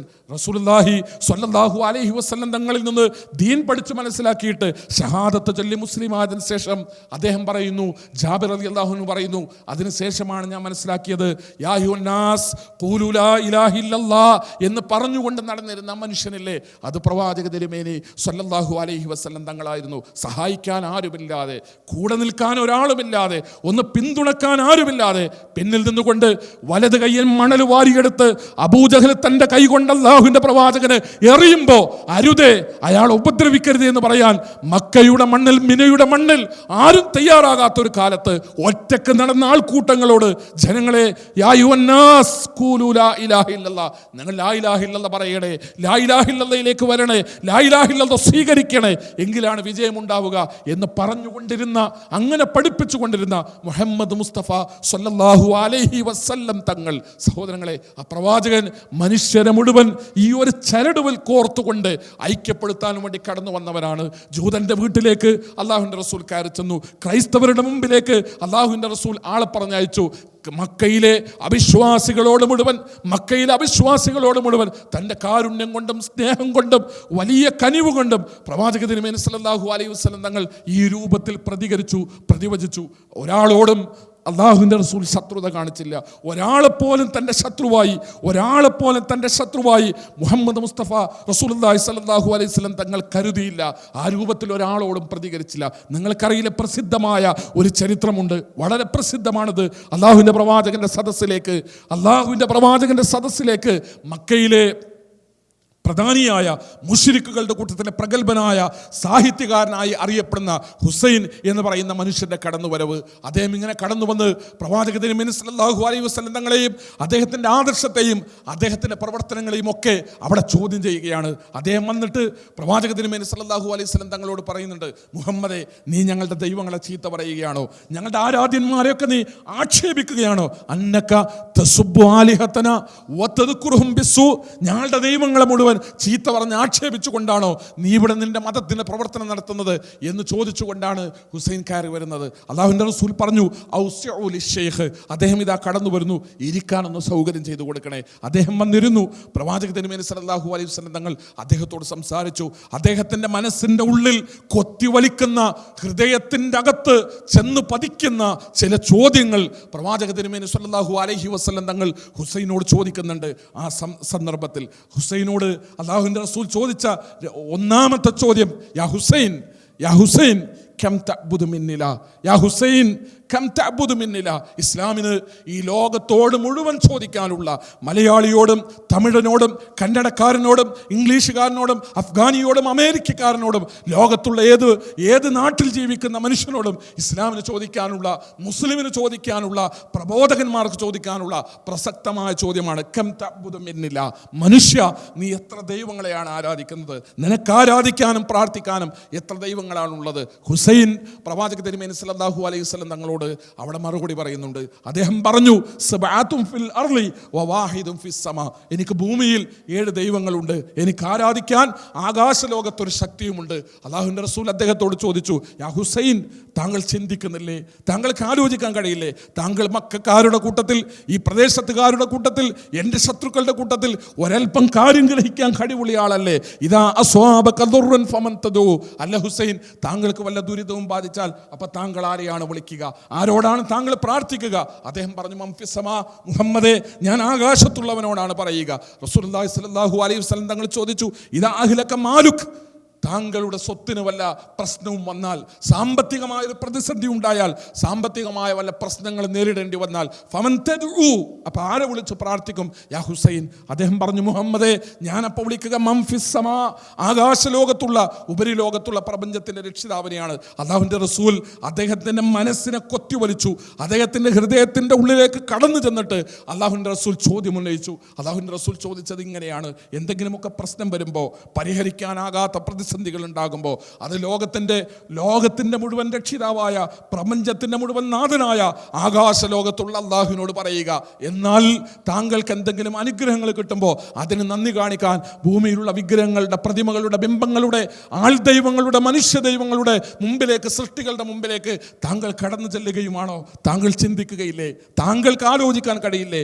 പ്രശ്നങ്ങളും പ്രയാസങ്ങളും വരുമ്പോൾ രക്ഷിക്കാനുള്ളത് ഉപരിലോകത്തുള്ള സർവശക്തനായ ദൈവം തമ്പുരാൻ മാത്രമാണെങ്കിൽ ജീവിതത്തിൽ ഉണ്ടാകുന്ന അനുഗ്രഹങ്ങൾക്ക് നന്ദി പറയേണ്ടതും അതേ ശക്തിയോട് തന്നെയല്ലേ എന്ന ചോദ്യം പ്രവാചക തിരുമേനി സല്ലല്ലാഹു അലൈഹി വസല്ലം തങ്ങളിൽ നിന്നുണ്ടായപ്പോൾ ആ സദസ്സിൽ വെച്ച്, അവിടെ വെച്ച് ഹുസൈൻ പ്രഖ്യാപിക്കുന്നുണ്ട്, അഷ്ഹദു അല്ലാ ഇലാഹ ഇല്ലല്ലാഹ് വ അഷ്ഹദു അന്നക റസൂലല്ലാഹ്, താങ്കൾ അല്ലാഹുവിൻ്റെ ദൂതനാണെന്നും ആരാധനയ്ക്ക് അർഹനായി അല്ലാഹു അല്ലാതെ മറ്റൊരാളുമില്ല എന്നും ഞാൻ പ്രഖ്യാപിക്കുന്നു എന്ന് അദ്ദേഹം അവിടെ വെച്ച് ഇസ്ലാം സ്വീകരിക്കുന്നുണ്ട്. അതിന് സാക്ഷിയായി അദ്ദേഹത്തിൻ്റെ മകൻ ഇമ്രാൻ ഇബ്നു ഹുസൈൻ റളിയല്ലാഹു അൻഹു, ഹുസൈൻ ഷഹാദത്ത് ചെല്ലുന്നതിന് മുമ്പ് ഷഹാദത്ത് ചൊല്ലിയ, മുസ്ലിമായ ദീനിലേക്ക് വന്ന ഇമ്രാൻ ഇബ്നു ഹുസൈൻ റളിയല്ലാഹു അൻഹു സ്വഹാബികളുടെ കൂട്ടത്തിൽ ഇതിന് സാക്ഷിയായിട്ട് അവിടെ ഉണ്ടായിരുന്നു. ഇരിക്കുന്ന ഇരിപ്പിടത്തിൽ നിന്ന് വികാരഭരിതനായി എഴുന്നേറ്റ് ഇമ്രാൻ ഇബ്നു ഹുസൈൻ റളിയല്ലാഹു അൻഹു തൻ്റെ ഉപ്പയുടെ അടുത്തേക്ക് നടന്നു പോകുന്നത് ചരിത്രത്തിൽ രേഖപ്പെടുത്തപ്പെട്ടെന്ന് നാം വായിക്കുമ്പോൾ നമ്മുടെ 2 കണ്ണുകളെ കൊണ്ട് ആ ചരിത്ര രംഗത്തിന് നാം സാക്ഷികളാകുന്നത് പോലെ നമുക്ക് തോന്നിപ്പോകും. ഇമ്രാൻ ഇബ്നു ഹുസൈൻ റളിയല്ലാഹു അൻഹു കരഞ്ഞുകൊണ്ട് ഓടിച്ചെന്നു, തൻ്റെ ബാപ്പയെ കെട്ടിപ്പിടിച്ചു. എന്നിട്ട് പിതാവിൻ്റെ തലയിലും മുഖത്തും കൈകളിലും കാൽപാദങ്ങളിലും ആവർത്തിച്ച് മാറി മാറി ഉമ്മ വെച്ച് ചുംബനം കൊടുത്ത് ചുംബനം കൊടുത്ത് ഉമ്മ വെച്ചുകൊണ്ട് നിലവിളിച്ചുകൊണ്ട് കരഞ്ഞുകൊണ്ട് ഇമ്രാൻ ഇബ്നു ഹുസൈൻ റളിയല്ലാഹു അൻഹു ആഹ്ലാദം കൊണ്ട് സന്തോഷഭരിതനായി തൻ്റെ പിതാവിൻ്റെ ഇസ്ലാം ആശ്ലേഷത്തിൽ, ഞാനിവിടെ സൂചിപ്പിക്കുന്നത് ഏതൊരു ശത്രുവിനോടും ഇതുപോലെ നല്ല രൂപത്തിൽ സംസാരിച്ച് നല്ല രൂപത്തിൽ ദീനിനെ പറ്റി അവതരിപ്പിച്ച് ഈ സത്യദീനിലേക്ക് ആളുകൾ ക്ഷണിച്ചുകൊണ്ട് അവർ നന്നാവുകയും പരലോകത്ത് അവർ രക്ഷപ്പെടുകയും ചെയ്യുക എന്ന അജണ്ട വെച്ചുകൊണ്ടാണ് മുസ്ലിം പ്രവർത്തിക്കുന്നത്. അതുകൊണ്ട് തന്നെ ലോകത്തൊരാളോടും ശത്രുതയില്ല. ഇസ്ലാമിൻ്റെ മുമ്പിൽ ലോകത്തൊരാളും നശിപ്പിക്കപ്പെടേണ്ടവനല്ല. ലോകത്തൊരുവനോടും വിരോധമില്ലാത്ത, ലോകത്തൊരുവനോടും ശത്രുതയില്ലാത്ത ഒരാദർശം ഈ ഭൂമി ലോകത്ത് നിലനിൽക്കുന്നുവെങ്കിൽ അത് പരിശുദ്ധ ഇസ്ലാം മാത്രമാണ്. ലോകത്തുള്ള മുഴുവൻ മനുഷ്യരും നിന്നെ സൃഷ്ടിച്ച പ്രപഞ്ച രക്ഷിതാവിൻ്റെ സൃഷ്ടികളാണ്, അടിമകളാണ്. അവരോട് മുഴുവൻ ഈ രക്ഷിതാവിനെ പറ്റി നീ പറയണം, അവരെ മുഴുവൻ ഈ രക്ഷിതാവിനെ പറ്റി നീ അറിയിക്കണം, അവരെ മുഴുവൻ ഈ രക്ഷിതാവിൻ്റെ സത്യസന്ദേശത്തിലേക്ക് നീ ക്ഷണിക്കണം, അവരെ മുഴുവൻ നാളെ പരലോകത്ത് രക്ഷപ്പെടുത്താൻ വേണ്ടി നീ ശ്രമിക്കണമെന്നാണ് പരിശുദ്ധ ഖുർആനും ഇസ്ലാമും നമ്മളെ പഠിപ്പിക്കുന്നത്. അതുകൊണ്ട് നാം കണ്ടുമുട്ടുന്നവരൊക്കെ കല്ലെറിയുന്നവരാകട്ടെ, നമ്മുടെ അടുത്തേക്ക് കാരുണ്യത്തോടുകൂടെ നോട്ടം അയക്കുന്നവരാകട്ടെ, നാം കണ്ടുമുട്ടുന്നവരൊക്കെ നമുക്കങ്ങോട്ട് സ്നേഹം കാണിക്കാനുള്ളവരാണ്, നമുക്കങ്ങോട്ട് കാരുണ്യം പ്രകടിപ്പിക്കാനുള്ളവരാണ്, കനിവ് അവ പ്രദാനം ചെയ്യാനുള്ളവരാണ്. ലോകത്തുള്ള പരിചയമുള്ളവരും പരിചയമില്ലാത്തവരുമായ മുഴുവൻ മനുഷ്യന്മാരും അത്തരമൊരു ആദർശത്തിൻ്റെ വക്താക്കൾക്കൊരിക്കലും കലാപം കഴിയില്ല. ആദർശം ആണ്, അവരുടെ വിശ്വാസമാണ് കലാപത്തിനെതിരെ നിൽക്കുന്നത്. അത്തരം ആളുകൾക്കൊരിക്കലും സംഘർഷത്തിന് വേണ്ടി കടന്നു വരാൻ കഴിയില്ല. ആയുധമെടുത്തുകൊണ്ട് ആരെയും നശിപ്പിക്കാൻ അവർക്ക് കഴിയില്ല. അതിന് തടസ്സം നിൽക്കുന്നത് അവരുടെ ഉള്ളിൻ്റെ ഉള്ളിൽ അവർ കാത്തു സൂക്ഷിക്കുന്ന അവരുടെ വിശ്വാസമാണ്, അവരുടെ മതമാണ് അതിനെതിര്, അവരുടെ ആദർശമാണ് അതിനെതിര്. അതുകൊണ്ട് തന്നെ സഹോദരങ്ങളെ, ഇസ്ലാം സമാധാനത്തിന് എന്ന് പറയുന്നത് അടിസ്ഥാനപരമായി മനുഷ്യർക്ക് സമാധാനത്തിൻ്റെ സന്ദേശം പ്രദാനം ചെയ്യുന്നത്, സമാധാനത്തിൻ്റെ ആദർശം മനുഷ്യർക്ക് പഠിപ്പിച്ചു കൊടുക്കുന്നത് ഈ പരിശുദ്ധ ഇസ്ലാമാണ്. അതുകൊണ്ട് ഈ പരിശുദ്ധ ഇസ്ലാം ഏകദൈവ വിശ്വാസം പഠിപ്പിക്കുന്നു എന്ന കാരണം കൊണ്ടാണ് സമാധാനം നിലനിൽക്കാൻ, സമാധാനമുള്ളൊരു മനസ്സ് നൽകാൻ, ലോകത്തെ മുഴുവൻ സ്നേഹിക്കാനുള്ള വിശാലമായ ഒരു ഹൃദയം മനുഷ്യർക്ക് സമ്മാനിക്കാൻ ഇസ്ലാമിന് കഴിയുന്നത്. ഈ ആശയം പഠിപ്പിക്കുന്നതിന് വേണ്ടി അവതരിപ്പിക്കപ്പെട്ട ഗ്രന്ഥമാണ് പരിശുദ്ധ ഖുർആൻ. ഈ ആശയം പ്രയോഗവൽക്കരിക്കുന്നതിന് വേണ്ടി കടന്നു വന്ന പ്രവാചകനാണ് മുഹമ്മദ് മുസ്തഫ റസൂലുള്ളാഹി സ്വല്ലല്ലാഹു അലൈഹി വസല്ലം തങ്ങൾ. സഹോദരങ്ങളെ, നാം ഈ ലോകത്തെ കാണുന്നത് ഒരു പ്രത്യേക കണ്ണിലൂടെയാണ്. ഈ ലോകത്തുള്ള ഏതൊരു മനുഷ്യരെയും ഒരു മുസ്ലിം നോക്കുന്നത് ഒരു പ്രത്യേക കാഴ്ചപ്പാടിലൂടെയാണ്. ഭൂമി ലോകത്ത് മറ്റൊരാൾക്കുമില്ലാത്ത ഒരു ദൃഷ്ടിയിലൂടെ ഈ ലോകത്തെ വായിക്കാൻ ശ്രമിക്കുന്ന, ലോകത്തുള്ള ഓരോ മനുഷ്യനെയും വിലയിരുത്താൻ ശ്രമിക്കുന്ന ആളുകളാണ് മുസ്ലിങ്ങൾ എന്ന് പറയുന്നത്. നമ്മളല്ലാത്ത, ലോകത്തുള്ള വേറൊരാൾക്കുമില്ലാത്ത ഒരു പ്രത്യേകതയാണത്. നാം ഒരാളെ കാണുമ്പോൾ, നാം ഒരാളെ പരിചയപ്പെടുമ്പോൾ, നമുക്ക് പുതുതായി ഒരു സുഹൃത്തുണ്ടാകുമ്പോൾ, യാത്രക്കിടയിൽ അരമണിക്കൂർ സമയത്തിനിടക്ക് നാം ഒരാളുമായി സംസാരിക്കേണ്ടി വരുമ്പോൾ, സഹോദരങ്ങളെ, നമ്മൾ ചിന്തിക്കാറുള്ള ഒരു കാര്യമുണ്ട്. നമ്മുടെ തലച്ചോറിലൂടെ ഒരു മിന്നൽ പിണരിൽ പോലെ കടന്നു വരുന്ന ഒരാശയമുണ്ട്. ആരെ നാം കാണുമ്പോഴും, ആരെ പരിചയപ്പെടുമ്പോഴും, ലോകത്താരുമായി ബന്ധപ്പെടുമ്പോഴും നമ്മുടെ ഉള്ളിൽ വരുന്നത്, അല്ലാഹുവേ, ഞാൻ മനസ്സിലാക്കിയ ഒരു സത്യം, അല്ലാഹുവേ, ഞാൻ പഠിച്ചൊരു സത്യം, എനിക്കറിയാവുന്നൊരു സത്യം, അല്ലാഹുവേ, നീ അവതരിപ്പിച്ച വേദഗ്രന്ഥത്തിൻ്റെ അകത്തുനിന്ന് എനിക്ക് പഠിപ്പിക്കപ്പെട്ട ഒരാശയം, അല്ലാഹുവേ, നീ പറഞ്ഞയച്ച തിരുദൂതരിലൂടെ എൻ്റെ മുമ്പിൽ അവതരിപ്പിക്കപ്പെട്ട, എൻ്റെ മനസ്സിലേക്ക് കടന്നു വന്ന ഒരാശയം, ഞാനത് ഈ മനുഷ്യനോട് പങ്കുവച്ചില്ലെങ്കിൽ, ഞാനത് ഇയാളോട് പറഞ്ഞില്ലെങ്കിൽ, ഞാനത് ഇദ്ദേഹത്തെ കേൾപ്പിച്ചില്ലെങ്കിൽ, മരണപ്പെട്ടിട്ട് നാളെ പരലോകത്ത് നിന്റെ കോടതിയിൽ സ്വർഗനരകങ്ങളിലേക്ക് ആളുകൾ തീരുമാനിക്കപ്പെടുമ്പോൾ, നരകത്തിൻ്റെ ശാപകോപങ്ങളിലേക്കും സ്വർഗത്തിൻ്റെ സുഖാനുഗ്രഹങ്ങളിലേക്കും ആളുകൾ വീർത്തിരിക്കപ്പെടുമ്പോൾ, അരമണിക്കൂർ നേരം എന്നോടൊപ്പം യാത്ര ചെയ്ത ഈ മനുഷ്യൻ നാളെ പരലോകത്ത് റബ്ബേ ശാപകോപങ്ങളുടെ നരകലോകത്തിലേക്കാണ് കടന്നു വരുന്നതെങ്കിൽ എനിക്ക് അയാളുടെ വിഷയത്തിൽ ഉത്തരവാദിത്തം ഉണ്ടാകുമോ? ഞാനെങ്ങാനും അയാളുടെ വിഷയത്തിൽ ചോദ്യം ചെയ്യപ്പെടുമോ? അല്ലാഹുവേ, അയാളുടെ കാര്യത്തിൽ എന്തേ അരമണിക്കൂർ സമയം ഒരുമിച്ച് യാത്ര ചെയ്തിട്ട് തനിക്ക് തൻ്റെ നാവ് കൊണ്ടൊന്ന് പറഞ്ഞുകൂടായിരുന്നുവോ? തനിക്ക് തൻ്റെ മനസ്സെൻ്റെ മുമ്പിൽ ഒന്ന് തുറന്നു വെച്ചുകൂടായിരുന്നുവോ? എൻ്റെ വിശ്വാസത്തെ താങ്കൾക്കൊന്ന് ചോദ്യം ചെയ്തുകൂടായിരുന്നുവോ എന്ന് ചോദിക്കുന്ന സാഹചര്യത്തെ നാളെ പരലോകത്ത് റബ്ബിൻ്റെ കോടതിയിൽ എനിക്കെങ്ങാനും നേരിടേണ്ടി വരുമോ? അവിടെ പറഞ്ഞു പോവുകയാണ്. നാം അയാളോട് പങ്കുവെക്കുകയാണ്. മാനുഷികമായി നമുക്ക് നിർവഹിക്കാനുള്ള വലിയൊരു ദൗത്യം എന്ന നിലക്ക്, നമുക്ക് നിർവഹിക്കാനുള്ള വലിയൊരു കടമ എന്ന നിലക്ക് നമ്മൾ അവിടെ നിർവഹിച്ചു പോവുകയാണ്. നമ്മൾ അദ്ദേഹത്തെ ക്ഷണിക്കുകയാണ്. സുഹൃത്തെ, സഹോദര, താങ്കൾക്കും എനിക്കും ഒരുപോലെ ഉൾക്കൊള്ളാവുന്ന ഒരാശയം, താങ്കളും ഞാനും സ്വീകരിക്കേണ്ടുന്ന ലോകത്തിൻ്റെ ഏറ്റവും വലിയൊരു സത്യം, നമുക്ക് രണ്ടുപേർക്കും ഒരുപോലെ അംഗീകരിക്കാവുന്ന അടിസ്ഥാനപരമായ ഒരാശയം, നമുക്ക് രണ്ടാൾക്കും നമ്മളെ സൃഷ്ടിച്ച പ്രപഞ്ചത്തിൻ്റെ രക്ഷിതാവ് ആരാധിക്കാനും പ്രാർത്ഥിക്കാനും അവൻ മതി. നമ്മുടെ ജീവിതത്തിലെ ഇരുത്തവും നടത്തവും നോട്ടവും കേൾവിയും കാഴ്ചയും മനസ്സിൻ്റെ പ്രവർത്തനങ്ങളും ശരീരത്തിൻ്റെ അവയവങ്ങളുടെ ചലനങ്ങൾ ഓരോന്നും ആ പ്രപഞ്ചത്തിൻ്റെ രക്ഷിതാവിൻ്റെ ഇഷ്ടത്തിന് മതി, അവൻ്റെ തൃപ്തിക്കനുസരിച്ച് മതി. അവൻ്റെ ഇഷ്ടവും തൃപ്തിയും ഉള്ളത് അവൻ്റെ വേദഗ്രന്ഥത്തിലാണ്. ആ വേദഗ്രന്ഥമാണ് പരിശുദ്ധ ഖുർആൻ. അതിൻ്റെ വ്യാഖ്യാനമാണ് മുഹമ്മദ് നബിയും അവിടുത്തെ ജീവിതവും. അതൊന്നറിയണേ, അതൊന്ന് പഠിക്കണേ എന്ന് കിട്ടുന്ന സമയം കൊണ്ട് ഏതൊരു സുഹൃത്തിനോടും പറയണമെന്ന നമ്മുടെ മനസ്സിൻ്റെ ആഗ്രഹം. സഹോദരങ്ങളെ, അത് തന്നെയാണ് ലോകത്തോടുള്ള വലിയ കാരുണ്യം എന്ന് പറയുന്നത്. മരണപ്പെട്ടാൽ നാളെ പരലോകത്ത് റബ്ബിൻ്റെ കോടതിയിൽ നരകാവകാശിയാകല്ലേ ഈ മനുഷ്യൻ എന്ന് ചിന്തിക്കുന്ന നമുക്കെങ്ങനെയാണ് ബോംബിട്ടവനെ കൊന്നുകളയാം എന്ന് തീരുമാനമെടുക്കാനാവുക? നാളെ പരലോകത്ത് അള്ളാഹുവിൻ്റെ കോടതിയിൽ സ്വർഗനരകങ്ങൾ തീരുമാനിക്കുന്നിടത്ത് ഈ മനുഷ്യൻ അള്ളാഹുവെ സ്വർഗാവകാശിയാകണേ എന്ന് ആത്മാർത്ഥമായി ആഗ്രഹിക്കുന്ന ഒരു സത്യവിശ്വാസിക്ക് എങ്ങനെയാണ് ഒരായുധമെടുത്തിട്ട് സെക്കൻഡ് കൊണ്ട് അവനെ നശിപ്പിച്ച് കളയാം എന്ന ആദർശത്തിൻ്റെ വക്താവാകാൻ കഴിയുക? ഇവിടെ അതിന് പ്രതിബന്ധം അത്തരമൊരു വികട ചിന്തക്ക്, അത്തരത്തിലുള്ള ഒരു വികലമായ ഒരാശയത്തിന് ഒരു മുസ്ലിമിൻ്റെ മുമ്പിലുള്ള പ്രതിബന്ധം അവൻ്റെ ദീൻ തന്നെയാണ്, അവൻ്റെ മതം തന്നെയാണ്, അവൻ്റെ വിശ്വാസം തന്നെയാണ്, അവൻ്റെ ആദർശം തന്നെയാണ്. ലോകം മുഴുവൻ രക്ഷപ്പെടട്ടെ എന്ന് ചിന്തിക്കുന്ന ഒരു മാനസികാവസ്ഥ ലോകത്ത് മുസ്ലിമിനല്ലാതെ മറ്റൊരുത്തൻ്റെ മനസ്സിലുമില്ല. ഈ ലോകത്തുള്ള മുഴുവൻ ആളുകളും മരിച്ച് പരലോകത്ത് റബ്ബിൻ്റെ കോടതിയിൽ ഒരുമിച്ച് കൂടുമ്പോൾ സ്വർഗാവകാശികളാകട്ടെ എന്നൊരു അജണ്ട ലോകത്തൊരു മുസൽമാൻ്റെ മനസ്സിലല്ലാതെ മറ്റൊരുത്തൻ്റെയും മനസ്സിലില്ല. ഞാനിവിടെ പറയുന്നത്, എൻ്റെ പ്രിയപ്പെട്ടവരെ, നമുക്ക് ഈ ലോകത്തോട് സ്നേഹമെന്ന് പറയുന്നത് അള്ളാഹു പഠിപ്പിച്ച ഈ ആദർശത്തെ സ്വീകരിച്ചത് കൊണ്ടാണ്, അള്ളാഹു പഠിപ്പിച്ച ഈ ആശയത്തിൻ്റെ വക്താക്കളായതുകൊണ്ടാണ്, അള്ളാഹു പഠിപ്പിച്ച ഈ ആദർശത്തെ, അള്ളാഹു പഠിപ്പിച്ച ഈ സന്ദേശത്തെ ഉൾക്കൊണ്ടത് കൊണ്ടാണ് നമുക്കങ്ങനെ ചിന്തിക്കാൻ കഴിയുന്നത്. നമ്മളെയാണ് ലോകത്തിൻ്റെ ശത്രുവായി ചിത്രീകരിക്കുന്നത്. നമ്മുടെ അടയാളങ്ങളാണ് ലോകത്ത് കലാപത്തിൻ്റെ പ്രതീകങ്ങളായി ഒരുപാട് ബഹുവർണ്ണങ്ങളിൽ ലോകത്ത് അവതരിപ്പിക്കപ്പെടുന്നത്. നമ്മളാണത്രേ ലോകത്തിൻ്റെ ശത്രുക്കൾ, നമ്മളാണത്രേ ലോകത്തെ സംഘർഷമുണ്ടാക്കുന്നവർ, നമ്മളാണത്രേ ലോകത്തെ ഉപദ്രവിക്കുന്നവർ, നമ്മളാണത്രേ ലോകത്തിൻ്റെ സമാധാനം തല്ലിക്കെടുത്തുന്നവർ. അതാണെന്ന് പറയുന്നവർ, അങ്ങനെ തന്നെയാണ് എന്ന് വരുത്തി തീർക്കുന്നവർ, അതിനുവേണ്ടി എഴുതുന്നവർ, അതിനുവേണ്ടി വരയ്ക്കുന്നവർ, അതിനുവേണ്ടി പ്രസംഗിക്കുന്നവർ, അത് ഒരു പ്രചണ്ഡമായ പ്രചരണമായി ഏറ്റെടുത്തിട്ടുള്ളവർ, അവർക്കൊരു ലക്ഷ്യമുണ്ട്. ഇസ്ലാം എന്ന് പറയുന്ന ആദർശം ലോകത്തൊരാളും പഠിച്ചുകൂടാ. ഇസ്ലാം എന്ന് പറയുന്ന ആശയം ഒരുത്തൻ്റെയും കാതിലെത്തിക്കൂടാ. ഇസ്ലാം എന്ന് പറയുന്ന സന്ദേശം അതൊരാളുടെയും മനസ്സിൽ കടന്നു വന്നുകൂടാ. ആരെങ്കിലും ഇസ്ലാമായാൽ, ആരെങ്കിലും മുസ്ലിമായാൽ, ആരെങ്കിലും പരിശുദ്ധ ഇസ്ലാമിൻ്റെ വക്താക്കളായാൽ അത് തങ്ങളുടെ ലാഭത്തെ കുറക്കുമെന്ന്, തങ്ങളുടെ നേട്ടങ്ങളെ ഇല്ലാതെയാക്കുമെന്ന്, തങ്ങളുടെ നിലനിൽപ്പിനെ ബാധിക്കുമെന്ന് ബോധ്യമുള്ള ആളുകളാണ് ഇസ്ലാമിനെ ഈ രൂപത്തിൽ, മുസ്ലിങ്ങളെ ഈ രൂപത്തിൽ ചിത്രീകരിക്കാൻ നിരന്തരമായി പരിശ്രമിക്കുന്നത്. സഹോദരങ്ങളെ, അവർക്ക് മറച്ചു പിടിക്കണം, അവർക്ക് മൂടിവെക്കണം. ഇസ്ലാമിൻ്റെ കാരുണ്യത്തിൻ്റെ ഈ മുഖം അവർക്ക് മൂടിവെക്കണം. എന്നാൽ മാത്രമാണ് വികലമായ അവരുടെ ആദർശങ്ങൾക്ക് നിലനിൽപ്പുണ്ടാവുക, അടിസ്ഥാനരഹിതമായ അവരുടെ സിദ്ധാന്തങ്ങളിലേക്ക് ആളുകൾ കൂടുക.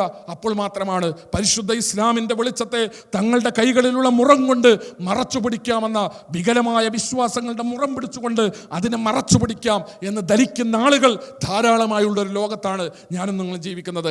അവർക്ക് ഈ രൂപത്തിൽ ഇത് മുദ്ര കുത്തപ്പെടണം. സമാധാനം ആഗ്രഹിക്കുന്ന, ശാന്തമായി ജീവിക്കണം എന്ന് ലക്ഷ്യം വെക്കുന്ന ഒരുത്തൻ്റെ മുമ്പിലേക്കും ഇസ്ലാമിക ആശയങ്ങൾ കടന്നു വരാത്ത വിധം ഇസ്ലാമിക ആദർശത്തെ വികലമായി ചിത്രീകരിച്ച് മുദ്ര കുത്തപ്പെടണം.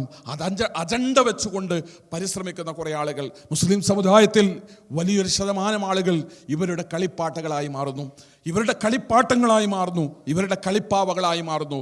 എന്തൊരു ലക്ഷ്യം വെച്ചുകൊണ്ടാണോ, എന്തൊരാശയം വെച്ചുകൊണ്ടാണോ അവർ പ്രവർത്തിക്കുന്നത്, എന്തിനു വേണ്ടിയാണോ അവർ മുന്നോട്ട് നീങ്ങുന്നത്, അതിനാവശ്യമായ കരുക്കളായി മാറുന്നു സമുദായത്തിലെ പല ആളുകളും. സഹോദരങ്ങളെ, നിങ്ങൾ ആലോചിച്ച് നോക്ക്.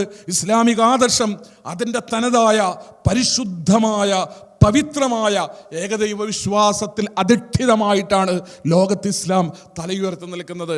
മറ്റെല്ലാ സിദ്ധാന്തങ്ങളിൽ നിന്നും ഇസ്ലാമിക ആദർശത്തിനുള്ള മൗലികമായ വ്യതിരിക്തത എന്ന് പറയുന്നത് ഇസ്ലാം ഏകദൈവ വിശ്വാസത്തിൽ അധിഷ്ഠിതമാണ് എന്നത് തന്നെയാണ്. എന്നാൽ നിങ്ങൾ ആലോചിച്ച് നോക്ക്, മുസ്ലിം ലോകത്ത് എനിക്ക് നിങ്ങൾക്ക് കാണേണ്ടി വരുന്ന കാഴ്ചകൾ, മുസ്ലിം പുരോഹിതന്മാരിൽ നിന്ന്, സൂഫി പുരോഹിതന്മാരിൽ നിന്ന് അന്നും ഇന്നും ചരിത്രത്തിൽ പലപ്പോഴും നമ്മുടെ നാട്ടിലൊക്കെ ഇന്നും നിരന്തരമായി കേൾക്കേണ്ടി വരുന്ന വാർത്തകൾ ഈ ഏകദൈവ വിശ്വാസത്തിന് വിരുദ്ധമായ, ഇസ്ലാമിൻ്റെ അടിസ്ഥാനപരമായ ഈ തൗഹീദിന് വിരുദ്ധമായ, അള്ളാഹുവിൻ്റെ റസൂൽ ആവർത്തിച്ച് ജനക്കൂട്ടങ്ങൾ ഒരുമിച്ച് കൂടുന്നിടത്തൊക്കെ വിളിച്ചു പറഞ്ഞ ഇസ്ലാമിക സിദ്ധാന്തത്തിന് വിരുദ്ധമായ വിശ്വാസങ്ങളുടെ വക്താക്കളായി വലിയ വലിയ പുരോഹിതന്മാർ, വലിയ വലിയ പണ്ഡിതന്മാർ, വലിയ വലിയ മതസംഘടനകളും അതിൻ്റെ മേലധ്യക്ഷന്മാരും സമൂഹത്തിൽ കടന്നു വരികയാണ്. ശിർക്കൻ വിശ്വാസങ്ങൾ, ശിർക്കൻ ആരാധനകൾ അവർ പഠിപ്പിക്കുകയാണ്. ഒരു ക്യാമ്പസിൽ, കേരളത്തിലെ ഒരു ചെറിയ ക്യാമ്പസിൽ 12ാം ക്ലാസ്സിലെ കുട്ടികൾ പഠിക്കുന്നിടത്ത് അവിടെ ഇസ്ലാം ഇതുപോലെ അവതരിപ്പിക്കപ്പെട്ടു. അവരോട് ഇസ്ലാമിനെ പറ്റി പറഞ്ഞു. നമുക്കെല്ലാം ഹിന്ദുക്കളും ക്രിസ്ത്യാനികളും ഒക്കെയായി എല്ലാ വിഭാഗത്തിലും പെട്ട കുട്ടികളുള്ള 11ാം ക്ലാസ്സിലും 12ാം ക്ലാസ്സിലും പഠിക്കുന്ന കുട്ടികളുള്ള 500ഓളം കുട്ടികളുള്ള ഒരു സദസ്സ്. അവരുടെ മുമ്പിൽ എൻ്റെ പ്രിയപ്പെട്ട കുട്ടികളെ, ജാതിയും മതവും തിരിച്ച് ദൈവത്തെ കാണല്ലേ, നമുക്കെല്ലാം ആരാധിക്കാനുള്ളത് ഹിന്ദുവായാലും മുസ്ലിം ആയാലും ക്രിസ്ത്യാനി ആയാലും ജൂതമതക്കാരനും ബുദ്ധമതക്കാരനും ജൈനമതക്കാരനും സിഖുകാരനും പാഴ്സിക്കും ലോകത്തുള്ള ഏത് മതവിശ്വാസിക്കും ആരാധിക്കാനുള്ള പ്രപഞ്ചത്തിന്റെ രക്ഷിതാവ് സർവശക്തനാണ്, അവൻ ഏകനാണ്, അവൻ എന്നൊന്നുമുള്ളവനാണ്, അവനാണ് നമ്മളെ സൃഷ്ടിച്ചവൻ എന്നാശയം അവതരിപ്പിച്ചുകൊണ്ട് ആ സദസ്സിന്റെ മുമ്പിൽ ഇരുന്നപ്പോൾ ആ സദസ്സിന്റെ അധ്യക്ഷയായിരുന്ന ആ സ്ഥാപനത്തിന്റെ മേധാവി അവർ എഴുന്നേറ്റ് നിന്നിട്ട് പറഞ്ഞു, ഇവിടെ അവതരിപ്പിക്കപ്പെട്ട വിഷയത്തെക്കുറിച്ച് നിങ്ങൾക്ക് വേണമെങ്കിൽ എന്തെങ്കിലും സംശയങ്ങൾ ഉണ്ടെങ്കിൽ ചോദിക്കാം. പൊട്ടുതൊട്ട വെളുത്ത 11ാം ക്ലാസ്സിൽ പഠിക്കുന്ന സുമുഖനായ ഒരു ആൺകുട്ടി എഴുന്നേറ്റ് നിന്നു. അവൻ ചോദിച്ച ഒരു ചോദ്യമുണ്ട്. അത് കേരളത്തിലെ മുസ്ലിം ഉമ്മത്തിന്റെ നെഞ്ച് തറക്കേണ്ടുന്ന, നെഞ്ച് തുളച്ച് ഹൃദയത്തിന്റെ ഉള്ളിൽ പതിക്കേണ്ടുന്ന ഒരു ചോദ്യമാണ്. വെറും 11ാം ക്ലാസ്സിൽ പഠിക്കുന്ന പൊട്ടുതൊട്ട ഒരു കുട്ടി എഴുന്നേറ്റ് നിന്ന് ചോദിച്ചത്. ഞാൻ ആരാധിക്കുന്നത് അമ്പലത്തിൽ പോയി വിഗ്രഹത്തോടാണ് ഞാൻ പ്രാർത്ഥിക്കാറുള്ളത്, ഞാൻ ദൈവമായി കാണുന്നത് ഒരു വിഗ്രഹത്തെയാണ്. അത് തെറ്റാണെങ്കിൽ ഞാൻ ആരാധിക്കേണ്ടത് നിങ്ങളൊക്കെ ആരാധിക്കുന്നത് പോലെ ഞാൻ കാണാത്ത പ്രപഞ്ചത്തിന്റെ രക്ഷിതാവ് എന്നൊരു സങ്കല്പത്തെയാണ് ഞാൻ ആരാധിക്കേണ്ടതെങ്കിൽ എനിക്ക് ചെറിയൊരു ചോദ്യമുണ്ട്. എങ്കിലെന്തിനാണ് മുസ്ലിം സമുദായത്തിലെ പലരും ഭീമാ പള്ളിയിൽ പോകുന്നത്? എങ്കിലെന്തിനാണ് മുസ്ലിം സമുദായത്തിലെ പലരും ഭീമാ പള്ളിയിൽ പോകുന്നത്, അവിടുത്തെ ജാറത്തിൽ പോകുന്നത് എന്തിനാണ് എന്ന് ചോദിക്കുന്ന 11ാം ക്ലാസ്സിൽ പഠിക്കുന്ന ഹൈന്ദവ സമുദായത്തിൽ നിന്നുള്ള ഒരു ചെറിയ ആൺകുട്ടിയോട് നമ്മൾ പറയേണ്ടുന്ന ഉത്തരം എന്താണ്? മുസ്ലിം സമുദായമേ, ജാറങ്ങളിലേക്ക്, ദർഗകളിലേക്ക്, മക്ബറകളിലേക്ക് സമുദായത്തിലെ പാവപ്പെട്ട ആളുകളെ കൊണ്ടുപോയി അവരെ സുജൂദ് ചെയ്യിപ്പിച്ചിട്ട് അല്ലാഹു അല്ലാത്തവരെ ആരാധിക്കാനും അല്ലാഹു അല്ലാത്തവരോട് പ്രാർത്ഥിക്കാനും മുസ്ലിം സമുദായത്തോട് അത് ദീന് തന്നെയാണ്, അത് മതം തന്നെയാണ്, മതത്തിലുള്ളത് തന്നെയാണ്, മതത്തിന്റെ പ്രമാണം അനുവദിക്കുന്നത് തന്നെയാണ് എന്ന് പഠിപ്പിച്ചു കൊടുക്കുന്ന മഹാക്രൂരത, വലിയ ക്രൂരത, അത് അല്ലാഹുവിന്റെ റസൂൽ കാണിച്ച കാരുണ്യത്തിന്റെ വിപരീതമാണ്. പിന്നിൽ നിന്ന് അബൂജഹൽ മണൽ വാരി എറിയുമ്പോഴും ഇവരാരും സ്വീകരിക്കുന്നില്ല എന്ന് മനസ്സിലായിട്ടും അവിടെ നിലവിളിച്ചുകൊണ്ട് മനുഷ്യരെ ലാ ഇലാഹ ഇല്ലല്ലാഹ് പറയണേ, ഖൂലൂ ലാ ഇലാഹ ഇല്ലല്ലാഹ് എന്ന് അല്ലാഹുവിന്റെ റസൂൽ ഇങ്ങനെ വിളിച്ചു പറയുമ്പോൾ അല്ലാഹുവിന്റെ റസൂലിന്റെ മനസ്സിന്റെ ഉള്ളിലെ ഒരു പ്രചോദനം ഉണ്ടായിരുന്നു.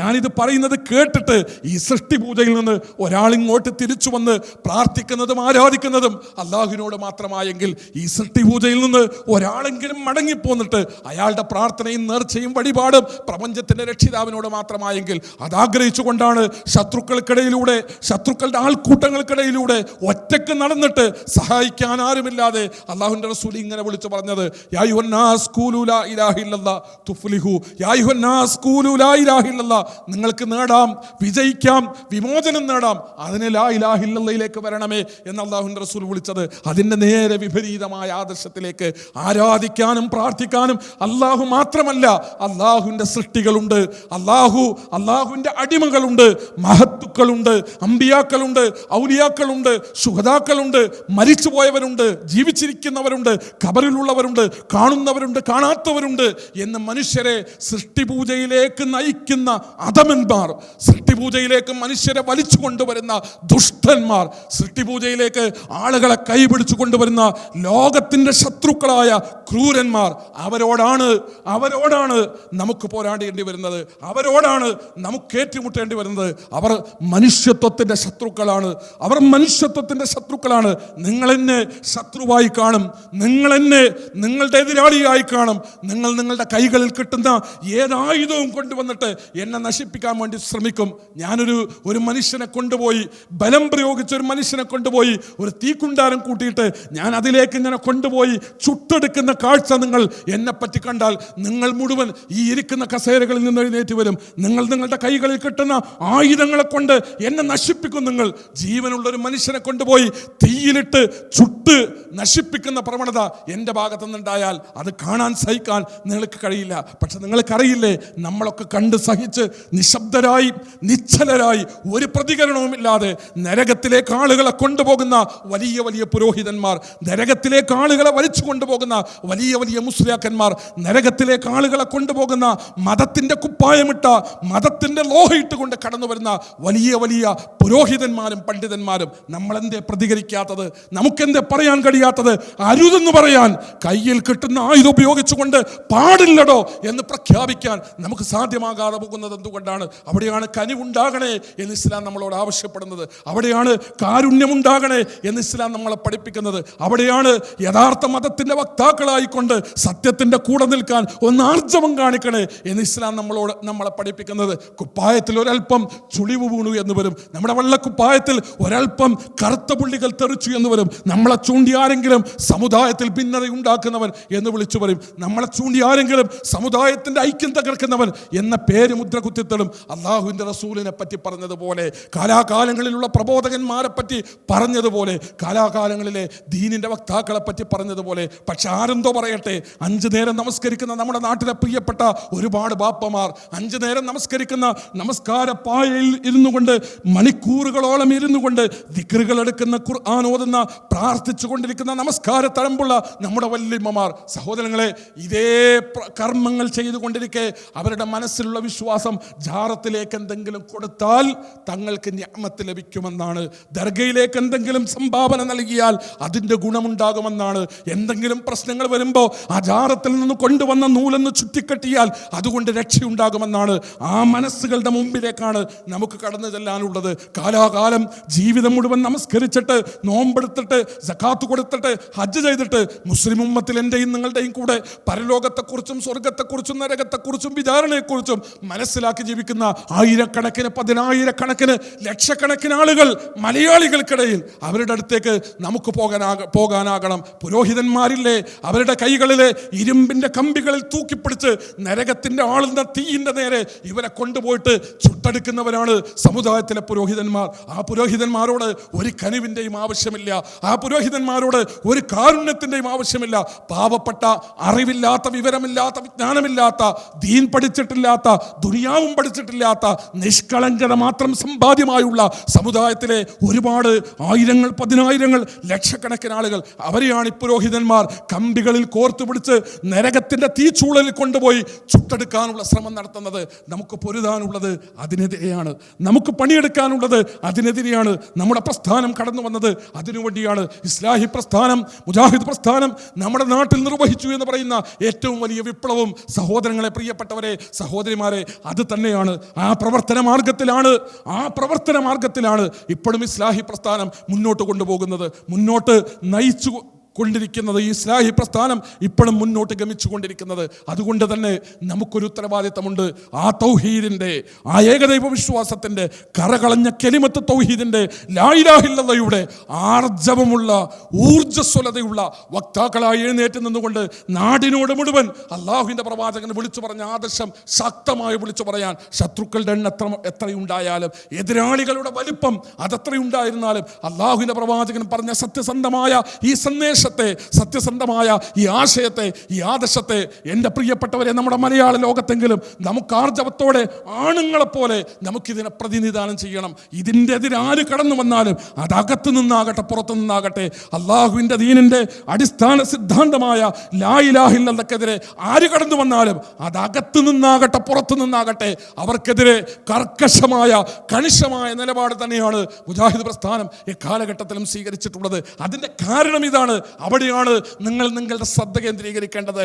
നിങ്ങൾ നിങ്ങളുടെ മനസ്സിൻ്റെ അകത്ത് നിങ്ങൾ വരയിട്ട് വെക്കുമ്പോൾ, ഞാനീ പറഞ്ഞ കാര്യങ്ങളിൽ മനസ്സിൻ്റെ ഉള്ളിൽ നിങ്ങൾ ഏതെങ്കിലും ഒരു പദത്തിന് അടിവരയിട്ട് വെക്കുന്നുവെങ്കിൽ അതുണ്ടാകേണ്ടത് തീർച്ചയായും ലാ ഇലാഹ ഇല്ലല്ലാഹ്ക്കെതിരെ പറയുന്നവൻ, സൃഷ്ടിപൂജയിലേക്ക് ആളുകളെ കൊണ്ടുപോകുന്നവൻ, ദർഗക്കടുത്തേക്ക്, ജാറത്തിൻ്റെ അടുത്തേക്ക്, ഖബറിൻ്റെ അടുത്തേക്ക്, മഹാന്മാരുടെ അടുത്തേക്ക്, അമ്പിയാക്കളുടെ അടുത്തേക്ക്, ഔലിയാക്കളുടെ അടുത്തേക്ക്, ജിന്നിൻ്റെ അടുത്തേക്ക്, ശൈത്താൻ്റെ അടുത്തേക്ക്, മലക്കുകളെ പൂജിക്കുന്നതിന് മനുഷ്യരെ കൊണ്ടുപോകുന്നവർ, അവർ നമ്മുടെ പ്രസ്ഥാനത്തിൻ്റെ ശത്രുക്കളല്ല, അവർ ഏതെങ്കിലും ഒരു കാലത്തിൻ്റെ ശത്രുക്കളല്ല, അവർ മനുഷ്യത്വത്തിൻ്റെ മാനവികതയുടെ ശത്രുക്കളാണ് അവർ അടിസ്ഥാനപരമായി. അതുകൊണ്ട് തന്നെ നമുക്കവരോട് തീവ്രമായി പോരാടേണ്ടതുണ്ട്. ഒരു അണു ഇട കടുകുമണി പോലും വിട്ടുവീഴ്ച കാണിക്കാത്ത ആർജവമുള്ള ആദർശത്തിൻ്റെ വക്താക്കളായി നമുക്ക് നിലനിൽക്കേണ്ടതുണ്ട്. എന്തുമാത്രം അപമാനകരമാണ് ഒരു പ്രസ്ഥാനം ഒരു കാലഘട്ടം മുഴുവൻ 100 കൊല്ലം മഹാപണ്ഡിതന്മാർ നിരന്തരമായി പണിയെടുക്കുക, നിരന്തരമായി പരിശ്രമിക്കുക. കല്ലെറിയുന്ന ആളുകളോട് നിങ്ങൾ എറിഞ്ഞോ, പക്ഷെ ഒരു വാക്ക് പറയാൻ എന്നെ സമ്മതിക്കണേ. കൊല വിളിച്ച് നടത്തുന്നവനോട് നിങ്ങൾ എന്നെ കൊന്നുകൊള്ളൂ, കൊല്ലുന്നതിന് മുമ്പ് ഒരക്ഷരം പറയാൻ എന്നെ സമ്മതിക്കണേ. നശിപ്പിക്കാൻ കടന്നു വരുന്നവനോട് കുടുംബസമേതം നിങ്ങൾ എന്നെ നശിപ്പിച്ചോ, പക്ഷെ അതിനു മുമ്പ് എനിക്ക് താങ്കളോടൊന്ന് സംസാരിക്കണേ. അങ്ങനെയായിരുന്നു നമ്മുടെ പണ്ഡിതന്മാർ. രണ്ടത്താണി സെയ്ദ് മൗലവി അങ്ങനെയായിരുന്നു, എടവൺ നലവി മൗലവി അങ്ങനെയായിരുന്നു, KP മുഹമ്മദ് മൗലവി അങ്ങനെയായിരുന്നു, K ഉമർ മൗലവി അങ്ങനെയായിരുന്നു. സഹോദരങ്ങളെ, KM മൗലവിയും KM സിരി സാഹിബും അങ്ങനെയായിരുന്നു. നമ്മുടെ പൂർവികന്മാരും പണ്ഡിതന്മാരും നേതാക്കന്മാരും ഒക്കെ അവർ മലയാളത്തെ മുഴുവൻ സ്നേഹിച്ചു, മലയാളക്കരയെ മുഴുവൻ അവർ സ്നേഹിച്ചു. എതിർപ്പുകളും ശത്രുക്കളും ആട്ടിയോടിക്കലുകളും ബഹിഷ്കരണങ്ങളും സായുധ പോരാട്ടങ്ങളും കയ്യേറ്റങ്ങളും അക്രമങ്ങളും സ്റ്റേജ് നശിപ്പിക്കലും കുടുംബം തോണ്ടലും എല്ലാം ഉണ്ടായപ്പോഴും അതിൻ്റെ എല്ലാം മുകളിൽ നാടിനോട് മുഴുവൻ വലിയ കാരുണ്യത്തിൻ്റെ, വലിയ സ്നേഹത്തിൻ്റെ, സഹാനുഭൂതിയുടെ, കനിവിൻ്റെ ഒരു വിരിപ്പ് അവർ വിരിച്ചു. നിങ്ങൾക്കറിയില്ലേ, ത്വായിഫിൽ നിന്ന് അള്ളാഹുവിൻ്റെ പ്രവാചകൻ ആട്ടിയോടിക്കപ്പെട്ടു. ത്വായിഫിലെ ജനത അള്ളാഹുവിൻ്റെ റസൂലിനെ ഉപദ്രവിച്ചു. ത്വായിഫിലെ ജനത അങ്ങാടിപ്പിള്ളേരെ വിട്ട് അള്ളാഹുവിൻ്റെ റസൂലിൻ്റെ കണങ്കാലിലേക്ക് കല്ലെറിഞ്ഞിട്ട് അള്ളാഹുവിൻ്റെ റസൂലിൻ്റെ കാൽപാദത്തിൻ്റെ അടിഭാഗത്ത് പൊട്ടി അള്ളാഹുവിൻ്റെ റസൂലിൻ്റെ ചർമ്മം നീങ്ങി അവിടെ നിന്ന് ചോരയൊലിക്കുന്ന കാൽപാദങ്ങളുമായി ത്വായിഫിൽ നിന്ന് സഹായിക്കുമെന്നും സംരക്ഷിക്കുമെന്നും കൂടെ നിൽക്കുമെന്നും തനിക്കൊരു ഒരു പിന്തുണയാകുമെന്നും കരുതി കടന്നുപോയ ത്വായിഫുകാർ സ്വീകരിച്ചില്ലെന്ന് മാത്രമല്ല ഒരു ഭ്രാന്തന്റെ പിന്നാലെ അങ്ങാടിപ്പിള്ളർ കൂടുന്നത് പോലെ അള്ളാഹുവിൻ്റെ റസൂലിനെ ആട്ടി ഓടിക്കാൻ ബന്ധുക്കളും പരിചയക്കാരും കുടുംബക്കാരുമുള്ള ത്വായിഫിൽ നിന്ന് കുട്ടികൾ അങ്ങാടിപ്പിള്ളർ അള്ളാഹുവിൻ്റെ റസൂലിൻ്റെ കൂടെ കൂടിയപ്പോൾ റസൂലുള്ളാഹി സ്വല്ലല്ലാഹു അലൈഹി വസല്ലം തങ്ങൾ ശത്രുവിൻ്റെ കല്ലേറ് സഹിക്കവയ്യാതെ അവിടുന്ന് ചരിത്രത്തിൽ തിരിഞ്ഞു നടക്കുമ്പോൾ അള്ളാഹുവിൻ്റെ റസൂലിനോട് മലായിക്കത്ത് വന്ന് ചോദിക്കുന്ന ഒരു ചോദ്യമുണ്ട്. ത്വായിഫിൻ്റെ മലമടക്കുകളെ കൂട്ടിയോജിപ്പിച്ചിട്ട് ത്വായിഫിൻ്റെ ജനത നശിപ്പിക്കപ്പെടട്ടെയോ? അള്ളാഹുവിൻ്റെ പ്രവാചകരെ, മുഹമ്മദ് നബിയെ, അങ്ങയുടെ ഒരു അനുവാദം മാത്രമാണ് അതിനാവശ്യമുള്ളത്. റസൂലുള്ളാഹി സ്വല്ലല്ലാഹു അലൈഹി വസല്ലം തങ്ങൾ പ്രതികരിച്ചു, കല്ലേറ് ഞാനത് സഹിച്ചുകൊള്ളാം, ആട്ടിയോടിക്കപ്പെട്ടത് ഞാനത് സഹിച്ചുകൊള്ളാം, എനിക്കുണ്ടായ അപമാനം ഞാനത് സഹിച്ചുകൊള്ളാം. നാഥാ, പ്രപഞ്ചത്തിൻ്റെ രക്ഷിതാവേ, ഞാൻ ആഗ്രഹിക്കുന്നത് ഒരുപക്ഷെ ഇന്ന് ജീവിച്ചിരിക്കുന്നവരിൽ നിന്നല്ലെങ്കിലും അവരുടെ വാരിയെല്ലുകളിൽ നിന്ന് നാളെ ഒരു ആൺകുട്ടി ഉണ്ടായേക്കാം, അവരുടെ വാരിയെല്ലുകളിൽ നിന്ന് നാളെ ഒരു ചുണക്കുട്ടി ഉണ്ടായേക്കാം. എനിക്ക് ആരാധിക്കാനും എനിക്ക് പ്രാർത്ഥിക്കാനുമുള്ളത് പ്രപഞ്ചത്തിൻ്റെ രക്ഷിതാവ് മാത്രമാണ്, അള്ളാഹു മാത്രമാണ് എന്നറിയുന്ന പറയുന്ന ലാ ഇലാഹ ഇല്ലല്ലാഹ് അംഗീകരിക്കുന്ന ഒരു കുട്ടി നാളെയെങ്കിലും ആ നാട്ടിൽ ജനിച്ചേക്കാം. അതുകൊണ്ട് അവർ ശിക്ഷിക്കപ്പെടല്ലേ റബ്ബേ, അള്ളാഹു അവർ നശിപ്പിക്കപ്പെടല്ലേ, അവരറിവില്ലാത്തവരാണ്, അവരോട് കാരുണ്യം കാണിക്കണേ എന്ന് പറഞ്ഞ പ്രവാചകൻ ആ ഒരു മനോഭാവം കേരളത്തോട് മുഴുവൻ നമ്മുടെ പണ്ഡിതന്മാരും നമ്മുടെ നേതാക്കന്മാരും കാണിച്ചു. എന്തെന്ത് വലിയ അക്രമങ്ങൾ, എത്ര വലിയ ഉപദ്രവങ്ങൾ, ഏതെല്ലാം തരത്തിലുള്ള നശീകരണ പ്രവർത്തനങ്ങൾ, അതിനെല്ലാം അതിജീവിച്ചു, അതിനെല്ലാം നേരിട്ടു, അതെല്ലാം സഹിച്ചുകൊണ്ട് മുന്നോട്ട് പോയി ഇസ്ലാഹി പ്രസ്ഥാനത്തിൻ്റെ പണ്ഡിതന്മാരും നേതാക്കന്മാരും ഞാനും എന്നെ പോലെയുള്ള നമ്മൾ ഈ സദസ്സിൽ സദസ്സിലിരിക്കുന്ന മുജാഹിദ് പ്രസ്ഥാനത്തിൻ്റെ വക്താക്കളും പ്രബോധകന്മാരും പ്രസംഗകന്മാരുമായ ആളുകൾ, എൻ്റെ പ്രിയപ്പെട്ടവരെ, സുഹൃത്തുക്കളെ, ഞാനും നിങ്ങൾ കടന്നു വരുന്നത് മുജാഹിദ് പ്രസ്ഥാനത്തിൻ്റെ സുഖാനുഭൂതികളിലേക്ക് മാത്രമാണ്, മുജാഹിദ് പ്രസ്ഥാനത്തിൻ്റെ സന്തോഷങ്ങളിലേക്ക് മാത്രമാണ് നാം കടന്നു വന്നിട്ടുള്ളത്. ഈ പ്രസ്ഥാനത്തിൻ്റെ സങ്കടത്തിൻ്റെ ഒരേട്, മുജാഹിദ് പ്രസ്ഥാനത്തിൻ്റെ വേദനയുടെ ഒരു പേജ് ഞാനും നിങ്ങൾ കണ്ടിട്ടില്ല. നേരിട്ട് അനുഭവിക്കാനുള്ള അവസരം നമുക്കാർക്കും ഉണ്ടായിട്ടില്ല. മുജാഹിദ് പ്രസ്ഥാനത്തിൻ്റെ കണ്ണുനീരിൻ്റെ കുതിർന്ന ഒരുപാട് ഏടുകൾ ഇതിൻ്റെ ചരിത്രം മറിക്കുന്നിടത്ത് ഒരുപാട് പിന്നിലേക്ക് പോകുമ്പോൾ ആ പേജുകളൊക്കെ കുതിർന്നിട്ടുണ്ടാകും. അതിന് കാരണം എന്താണെന്നോ, കണ്ണുനീര് തട്ടിയിട്ടാണ്. നമ്മുടെ പണ്ഡിതന്മാരുടെ, നമ്മുടെ നേതാക്കന്മാരുടെ കണ്ണുനീരിറ്റിറ്റി വീണ് ചരിത്രത്തിൻ്റെ ഏടുകൾ നനഞ്ഞു പോയതാണ്. അവരുടെ വിയർപ്പ് ശരീരത്തിൽ നൊലിച്ചൊലിച്ച് ചരിത്രത്തിൻ്റെ ഏടുകൾ നനഞ്ഞു പോയതാണ്. അങ്ങനെ കഠിനാധ്വാനം ചെയ്ത് ഏറെ പണിപ്പെട്ട് ഒരുപാട് പരിശ്രമിച്ചിട്ടാണ് ഇസ്ലാഹി പ്രസ്ഥാനം എന്ന് പറയുന്ന കേരളത്തിലെ മുസൽമാന്റെ അഭിമാനമായ, അള്ളാഹു കേരള മുസൽമാന് നൽകിയ അനുഗ്രഹമായ ഇസ്ലാഹി പ്രസ്ഥാനം എന്ന് പറയുന്ന ഈ വടവൃക്ഷം ഞാനും നിങ്ങൾ കാണുന്ന ഈ വലിയ പ്രസ്ഥാനമായി വളർന്നു വലുതായത്. അതിൻ്റെ തണലിലാണ് ഞാനും നിങ്ങൾ നിൽക്കുന്നത്. ഒരു വെയിൽ പോലും ആകാശത്തുനിന്ന് ഒരു സൂര്യരശ്മി പോലും നമ്മുടെ തലയിൽ പതിക്കാത്ത വിധം നമുക്ക് കുളിർമ നൽകിക്കൊണ്ട് ഒരു വലിയ പ്രസ്ഥാനമായി പ്രബോധന പ്രവർത്തനം നിങ്ങൾ നടത്തിക്കോ, അള്ളാഹുവിൻ്റെ ദീനിൻ്റെ മാർഗത്തിൽ നിങ്ങൾ പ്രവർത്തിച്ചോ, ഈ മഹാപ്രസ്ഥാനത്തിൻ്റെ കാവൽ നിങ്ങൾക്കുണ്ട് എന്ന് പറയുന്ന സന്തോഷത്തിൻ്റെ, അനുഗ്രഹത്തിൻ്റെ, എല്ലാ അനുകൂല സാഹചര്യങ്ങളുടെയും ഇടയിലാണ് ഞാനും നിങ്ങളും പ്രബോധനം നടത്തുന്നത്. ചില ആളുകൾ ഇതിൻ്റെ വേരിൻ്റെ ചുവട്ടിൽ കൊണ്ടുവന്നിട്ട് മണ്ണെണ്ണ ഒഴിക്കാനുള്ളൊരു ശ്രമം, ചില ആളുകൾ ഈ മഹാവൃക്ഷത്തെ ഉണക്കിക്കളയാനുള്ളൊരു ശ്രമം, ചില ആളുകൾ കേരളത്തിലെ മുസ്ലിം സമുദായത്തെ മുഴുവൻ ഓജസ്സിൻ്റെ, തേജസ്സിൻ്റെ, അന്തസ്സിൻ്റെ, ആത്മാഭിമാനത്തിൻ്റെ മാർഗങ്ങളിലേക്ക് വളർത്തി വലുതാക്കി കൊണ്ടുവന്ന ഈ പ്രസ്ഥാനത്തെ വേരോടുകൂടെ നശിപ്പിക്കാനുള്ള ചില ആളുകളുടെ ശ്രമം നമ്മുടെ പണ്ഡിതന്മാർ അത് മുൻകൂട്ടി മനസ്സിലാക്കി. നമ്മുടെ പണ്ഡിതന്മാർ അവർക്കത് ബോധ്യപ്പെട്ടു. അവർ ഈ പ്രസ്ഥാനത്തിൻ്റെ, ഈ മഹാവൃക്ഷത്തിൻ്റെ കൊമ്പുകളിലും ചില്ലകളിലും ഉള്ളവരായിരുന്നുവെങ്കിലും പ്രസ്ഥാനം ആവശ്യപ്പെട്ടു അവരോട് അവിടുന്ന് ഇറങ്ങിപ്പോരണമെന്ന്. ഇറങ്ങാൻ സന്നദ്ധമായില്ലെങ്കിൽ ആ കൊമ്പ് വെട്ടിക്കളഞ്ഞിട്ടാണെങ്കിലും, ആ വൃക്ഷത്തിൻ്റെ ശിഖരം, നിങ്ങളിരിക്കുന്ന ശിഖരം മുറിച്ചു കളഞ്ഞിട്ടാണെങ്കിലും മുജാഹിദ് പ്രസ്ഥാനത്തിന് ഈ മഹാവൃക്ഷത്തെ സംരക്ഷിക്കേണ്ടി വരുമെന്ന് ഇസ്ലാഹി പ്രസ്ഥാനത്തിൻ്റെ പണ്ഡിതന്മാരും നേതാക്കന്മാരും ആ പുഴുക്കുത്തുകളോട് ശക്തമായി സംസാരിച്ചു. അതാണ് മുജാഹിദ് പ്രസ്ഥാനത്തിലുണ്ടായ സമകാലിക പ്രതിസന്ധി എന്ന് പറയുന്നത്. നമ്മുടെ അക്കീദക്കെതിരെയാണ് മുജാഹിദ് പ്രസ്ഥാനം നമുക്കുണ്ടാക്കി തന്ന, കേരളത്തിലെ മുസൽമാൻ ഉണ്ടാക്കി തന്ന ആത്മാഭിമാനത്തിന് നേരെയാണ് ചില ആളുകൾ ആയുധമെടുത്തുകൊണ്ട് കടന്നു വന്നത്.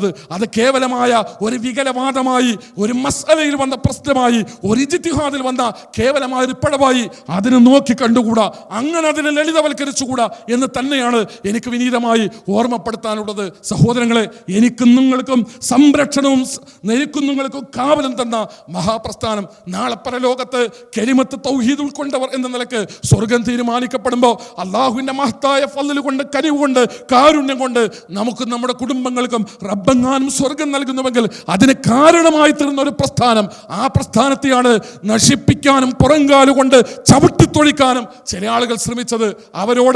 അവരോട് അള്ളാഹു തന്നെ കണക്കിന് അള്ളാഹുവിൻ്റെ ദീനിൻ്റെ നിലനിൽക്കുന്ന ഒരാദർശത്തെ നശിപ്പിക്കാൻ വേണ്ടി ബോധപൂർവം ഇടപെട്ടവരോട് അള്ളാഹു തന്നെ പ്രതികരിച്ച കാഴ്ചയാണ്.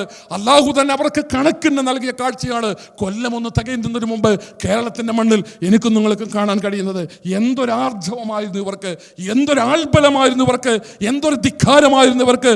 കിൻഡൽ കണക്കിന് കിബറ തോളിൽ തൂക്കിപ്പിടിച്ചുകൊണ്ട് കേരളത്തിൻ്റെ തെരുവിലൂടെ നടന്നു പോയിരുന്ന ആളുകൾ. അവർക്ക് വലിയ ധിക്കാരമായിരുന്നു നമ്മുടെ പണ്ഡിതന്മാരോട്, വലിയ നിന്ദയായിരുന്നു നമ്മുടെ പണ്ഡിതന്മാരോട്, അഹംഭാവമായിരുന്നു അവർക്ക്. വലിയ പണ്ഡിതന്മാരെക്കാൾ, ഇസ്ലാഹി പ്രസ്ഥാനത്തിൻ്റെ വലിയ പണ്ഡിതന്മാരെക്കാൾ എം മുഹമ്മദ് മദനിയെ പോലെ, എ പി അബ്ദുൽ ഖാദർ മൗലവിയെ പോലെ, ടി പി അബ്ദുള്ള കോയ മദനിയെ പോലെ, എം അബ്ദുറഹ്മാൻ സലഫിയെ പോലെ, മുഹീദ്ദീൻ ഉമരിയെ പോലെ ഇസ്ലാഹി പ്രസ്ഥാനത്തിൻ്റെ ഇന്നും നിലനിൽക്കുന്ന വലിയ മഹാരഥന്മാരായ പണ്ഡിതന്മാർ, അവർക്കെതിരെയാണ് ഇവർ അമ്പെയ്തത്, അവർക്കെതിരെയാണ് ഇവർ ആരോപണങ്ങൾ ഉന്നയിച്ചത്. ഹദീസിനെ നിഷേധിക്കുന്നവരാണ് പോലും. നിങ്ങൾക്കറിയുമോ, കേരളത്തിന്റെ ചരിത്രത്തിൽ ചേകന്നൂർ മൗലവി എന്ന് പറയുന്ന ഒരു പ്രതിഭാസം ഹദീസുകൾക്കെതിരെ പ്രത്യക്ഷപ്പെട്ടപ്പോൾ അള്ളാഹുവിന്റെ റസൂലിന്റെ അസ്തിത്വത്തെ നിഷേധിച്ചുകൊണ്ട്, മതത്തിലുള്ള അള്ളാഹുവിന്റെ റസൂലിന്റെ അസ്തിത്വത്തെ നിഷേധിച്ചുകൊണ്ട് ചേകന്നൂർ മൗലവി എന്ന് പറയുന്ന ഒരു സിദ്ധാന്തം കേരളത്തിൽ പ്രത്യക്ഷപ്പെട്ടപ്പോൾ അതിനെതിരെ കേരളത്തിൽ പോരാടിയ, അതിനെതിരെ കേരളത്തിൽ നിരന്തരമായ തർക്കവിതർക്കങ്ങളിൽ ഏർപ്പെട്ട, സംവാദങ്ങളിൽ ഏർപ്പെട്ട,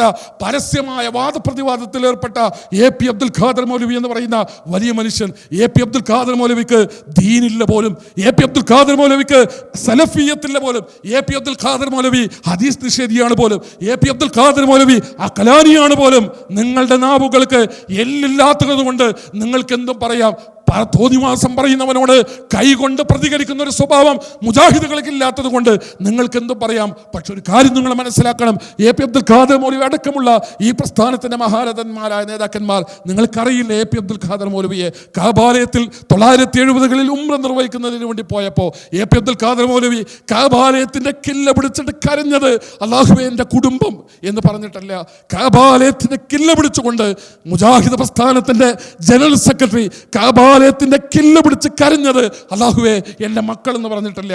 കാബാലയത്തിന്റെ കില്ല പിടിച്ചുകൊണ്ട് 1970-കളിലെ ഉംറ യാത്രയിൽ ഞാൻ എൻ്റെ റബ്ബിനോട് പ്രാർത്ഥിച്ചിട്ടുണ്ട്, അല്ലാഹുവേ കാസർഗോഡ് മുതൽ തിരുവനന്തപുരം വരെ കേരളം മുഴുവൻ തൗഹീദ് പറയാനുള്ള, അല്ലാഹുവേ നിന്റെ ഏകത്വം പ്രഖ്യാപിക്കാനുള്ള, യാ അയ്യുഹന്നാസ് ഖൂലൂ ലാ ഇലാഹ ഇല്ലല്ലാഹ് എന്ന് കേരളത്തോട് മുഴുവൻ പറയാനുള്ള ഒരവസരം ഞങ്ങൾക്ക് നൽകണേ അല്ലാഹുവേ. അത് ഞങ്ങളുടെ നാവ് കൊണ്ടാകണേ അല്ലാഹുവേ, അതിന് ഞങ്ങൾക്ക് വേദി ഒരുക്കണേ എന്ന് ഞാൻ പ്രാർത്ഥിച്ചിട്ടുണ്ട് എന്ന് പറഞ്ഞ എ.പി. അബ്ദുൽ ഖാദർ മൗലവി മരിച്ചിട്ടില്ലാത്ത കേരളത്തിൽ എ.പിയേക്കാൾ കൂടുതൽ തൗഹീദ് പറഞ്ഞത് ഞങ്ങളാണ് എന്ന് പറയാൻ മാത്രം ധിക്കാരമുള്ളവർ, ധാർഷ്ട്യമുള്ളവർ, അഹന്തയും അഹങ്കാരവുമുള്ളവർ ഈ വർഗത്തിൽ നിന്നുണ്ടായി. തീർച്ചയായും സഹോദരങ്ങളെ, പ്രിയപ്പെട്ടവരെ, മുജാഹിദ് പ്രസ്ഥാനം അതൊരു രോഗമാണ് എന്ന് തിരിച്ചറിഞ്ഞു. ഹിസ്ബിയത്ത്, കക്ഷിത്വം നമുക്കില്ല. ഒരു കക്ഷിത്വത്തിലേക്കും നമ്മൾ ക്ഷണിക്കുന്നില്ല. കേരളത്തിലെ മുസ്ലിം സമുദായം ഏതൊക്കെ സംഘടനയാണെങ്കിൽ അതാത് സംഘടനകളിൽ തന്നെ അവർ നിലനിന്നു കൊള്ളട്ടെ. പക്ഷേ അവരോട് നാം പറഞ്ഞത്, നമ്മുടെ പണ്ഡിതന്മാർ പറഞ്ഞത്, നിങ്ങളുടെ അഖീദയെ ഖുർആനിനനുസരിച്ച് നിങ്ങളൊന്ന് നന്നാക്കിയെടുക്കണേ. നിങ്ങളുടെ വിശ്വാസത്തിന് വിരുദ്ധമായി ഹദീസ് ഉണ്ടെങ്കിൽ ആ വിശ്വാസത്തെ വലിച്ചെറിയാൻ നിങ്ങൾ സന്നദ്ധമാകണേ. നിങ്ങളുടെ വിശ്വാസത്തിനെതിരായി ആയത്തുണ്ടെങ്കിൽ ആ വിശ്വാസത്തെ പുറങ്കാലുകൊണ്ട് തട്ടിക്കളയാൻ നിങ്ങൾ സന്നദ്ധമാകണേ. ഇതേ മുജാഹിദ് പ്രസ്ഥാനം ആവശ്യപ്പെട്ടിട്ടുള്ളൂ. നാളെ KNM-ന്റെ മെമ്പർഷിപ്പ് എടുത്തിട്ട് ഇതൊരു വലിയ ആൾക്കൂട്ടമായി, ഒരു മഹാപ്രസ്ഥാനമായി വളർന്നു വരുന്നതിന് നിങ്ങളൊക്കെ കടന്നു വരൂ എന്ന് മുജാഹിദ് പ്രസ്ഥാനം ആരോടും പറഞ്ഞിട്ടില്ല. ആ മാർഗത്തിലേക്ക് ആരെയും ഒരു സംഘടനയുടെ ആൾബലം കൂട്ടുന്നതിന് ഇസ്ലാഹി പ്രസ്ഥാനം വിളിച്ചു കൊണ്ടുവന്നിട്ടുമില്ല. ഇസ്ലാഹി പ്രസ്ഥാനം ആവശ്യപ്പെട്ടത് മരിച്ചാൽ ഖബറിലേക്ക് കൊണ്ടുപോയി വെക്കുന്ന മക്കളും കുടുംബങ്ങളും തിരിച്ചു പോന്നാൽ മനുഷ്യ പിന്നെ നിന്റെ കാവലിനുള്ളത് നിന്റെ കർമ്മങ്ങളാണ്, നിന്റെ വിശ്വാസമാണ്, നിന്റെ അഖീദയാണ്, നിന്റെ ആചാരമാണ്, നിന്റെ ആരാധനയാണ്, നിന്റെ ഇബാദത്താണ്. ആ ലോകത്ത് നിനക്ക് രക്ഷപ്പെടണമെങ്കിൽ ഈ പറഞ്ഞ കാര്യങ്ങളിലൊക്കെ കുറ്റമറ്റ പ്രമാണങ്ങൾ അനുസരിച്ചുകൊണ്ടാണ് ഞാൻ വിശ്വസിക്കുന്നതും ആരാധിക്കുന്നതും അനുഷ്ഠിക്കുന്നതും ആചരിക്കുന്നതും ആഘോഷിക്കുന്നതും ആരാധിക്കുന്നതും എന്ന് സ്വയം തീരുമാനിക്കാൻ നിനക്ക് കഴിയണം. അല്ല, പ്രമാണങ്ങൾക്ക് വിരുദ്ധമായി നിന്റെ ജീവിതത്തിൽ ഉണ്ടായാൽ അത് നിന്റെ പരലോകത്തെ ബാധിക്കും, സ്വർഗപ്രവേശനത്തെ ബാധിക്കും, നരകാവകാശിയായി തീർക്കും. ഇതിനെയാണ് ഇസ്ലാം സമാധാനം എന്ന് പറയുന്നത്.